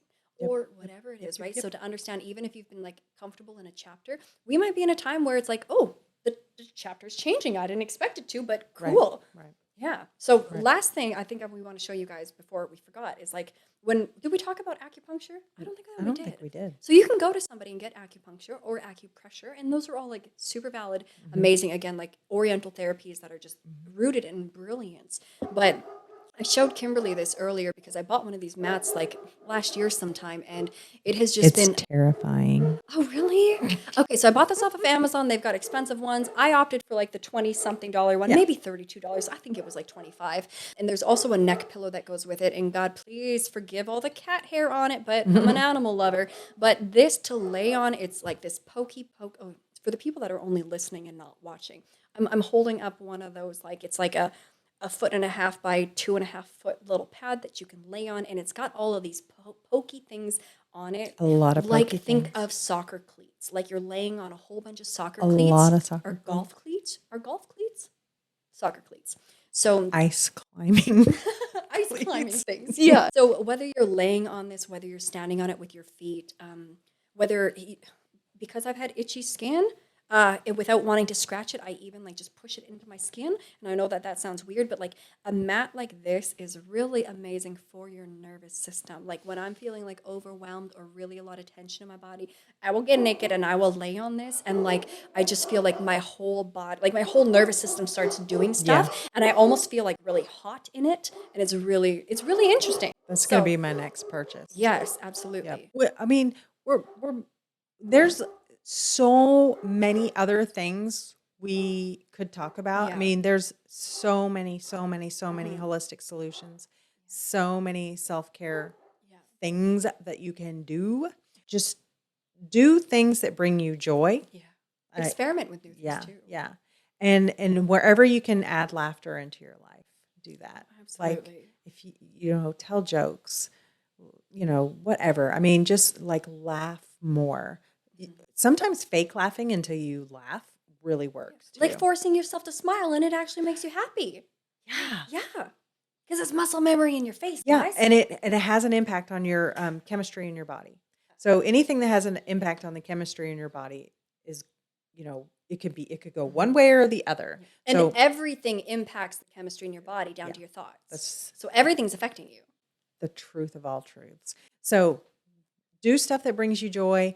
Take some of these practices, add them to whatever you're doing every day or once a week or something. But laugh more, breathe more, drink more. Water. Only because she said drink more. That is so true. See, if I was doing this by myself, somebody would go break out the whiskey. You never know, or Mountain Yeah. Dew or something. So yeah, absolutely. You're so right. Mhm. Love more.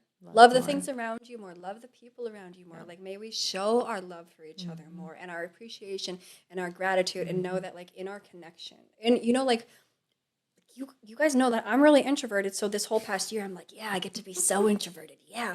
But then I found out that all the extroverts became introverted, and it's like, no. We need y'all to be extroverted still. So still, especially like if you found yourself becoming more introverted, like it's beautiful in some ways, but please like keep reaching out to others. Keep that connection, that heart-based connection with one another, laughter with one another, Oh my gosh. playfulness with one another. Like if we can all start kind of connecting with that inner child a bit, and like whatever, like just like Kimberly was saying, if it brings you joy, follow that. If it makes you curious, follow it, right? Oh, and if any of these practices that we're sharing, if they're helpful, and if you want to know more, because I already have like another 10 things in my head that I know that we both do, that there just Same. isn't room in this episode for it, that I think like if you guys want, we'll do another episode eventually where we'll share even more of the things that we do for our own self-help and our own body therapies.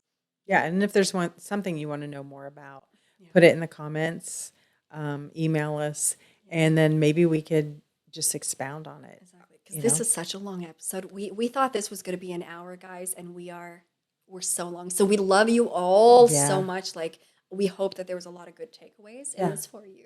And if we don't know the answer to something, we'll find out. Oh yeah. And maybe we'll even get to have like, somebody on here with us. Oh, that'd be fun. We got extra mics. We could do that.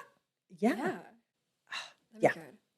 So anything else that you want to cover in this episode before we do our little loving salutations? No, thank you. Thank you. And, I really appreciate being here with you and all your knowledge. I appreciate you and being here with all your knowledge and your heart and your compassion. It's so amazing to find your own people, guys. Yep. This girl's my person. Yep. Yeah. Yep. Thank you so much for doing this with me. So we hope that you guys are really enjoying these. almost call them tandem episodes, but it's just like we're co-hosts now, and it feels really good. And for all of us, we've got such new things coming up, and we don't all know what that is, but right, like we were talking about on our last episode, it's like we just all need to be willing to go head forward, head first Out, into all of these head changes, forward. right? Yeah. Follow our hearts, use Yeah. our discernment, Heart forward. go heart forward into this week. Yeah. Yeah. Thank you. Okay, so guys, if you want to hang out more with us and receive the goodness that we have here to share, please come find us. Any comments, we promise we will get back to them in the show notes, especially if you're here on YouTube with us. If you're listening on any of the podcast things, if you can head over to Apple Podcasts, give this a rating and a review. It really helps other people find us. Like we're not just trying to get you to like fluff up our feathers. Is that how that goes? God, I don't know the things. Fluff our feathers? When she says like old adages and stuff, it's the cutest thing ever. Well, I'm glad that you like it about me because it's either really cute or it's super annoying. It's not annoying at all. Okay, good. So thank you for fluffing our feathers and enjoying this podcast. But really, it's what this is about. We don't do this so that we can have people fluff our feathers. We do this so that hopefully the things that are in our heads and our hearts might actually maybe make a slight difference in somebody's life. I'm sure. We're in service. Yeah. We're in service. So we wish for you to have a most beautiful experience of awakening, even though it is a jarring, weird, weird thing to go through, and that you follow your passion and your heart and soul and whatever that means for you, Yep. Yeah. So huge love to all of you. Huge love. And we're going to see you in the next episode next Monday, unless you see us in YouTube or anywhere else before then. Yep. Okay. We love you guys. Love you. Bye. Bye.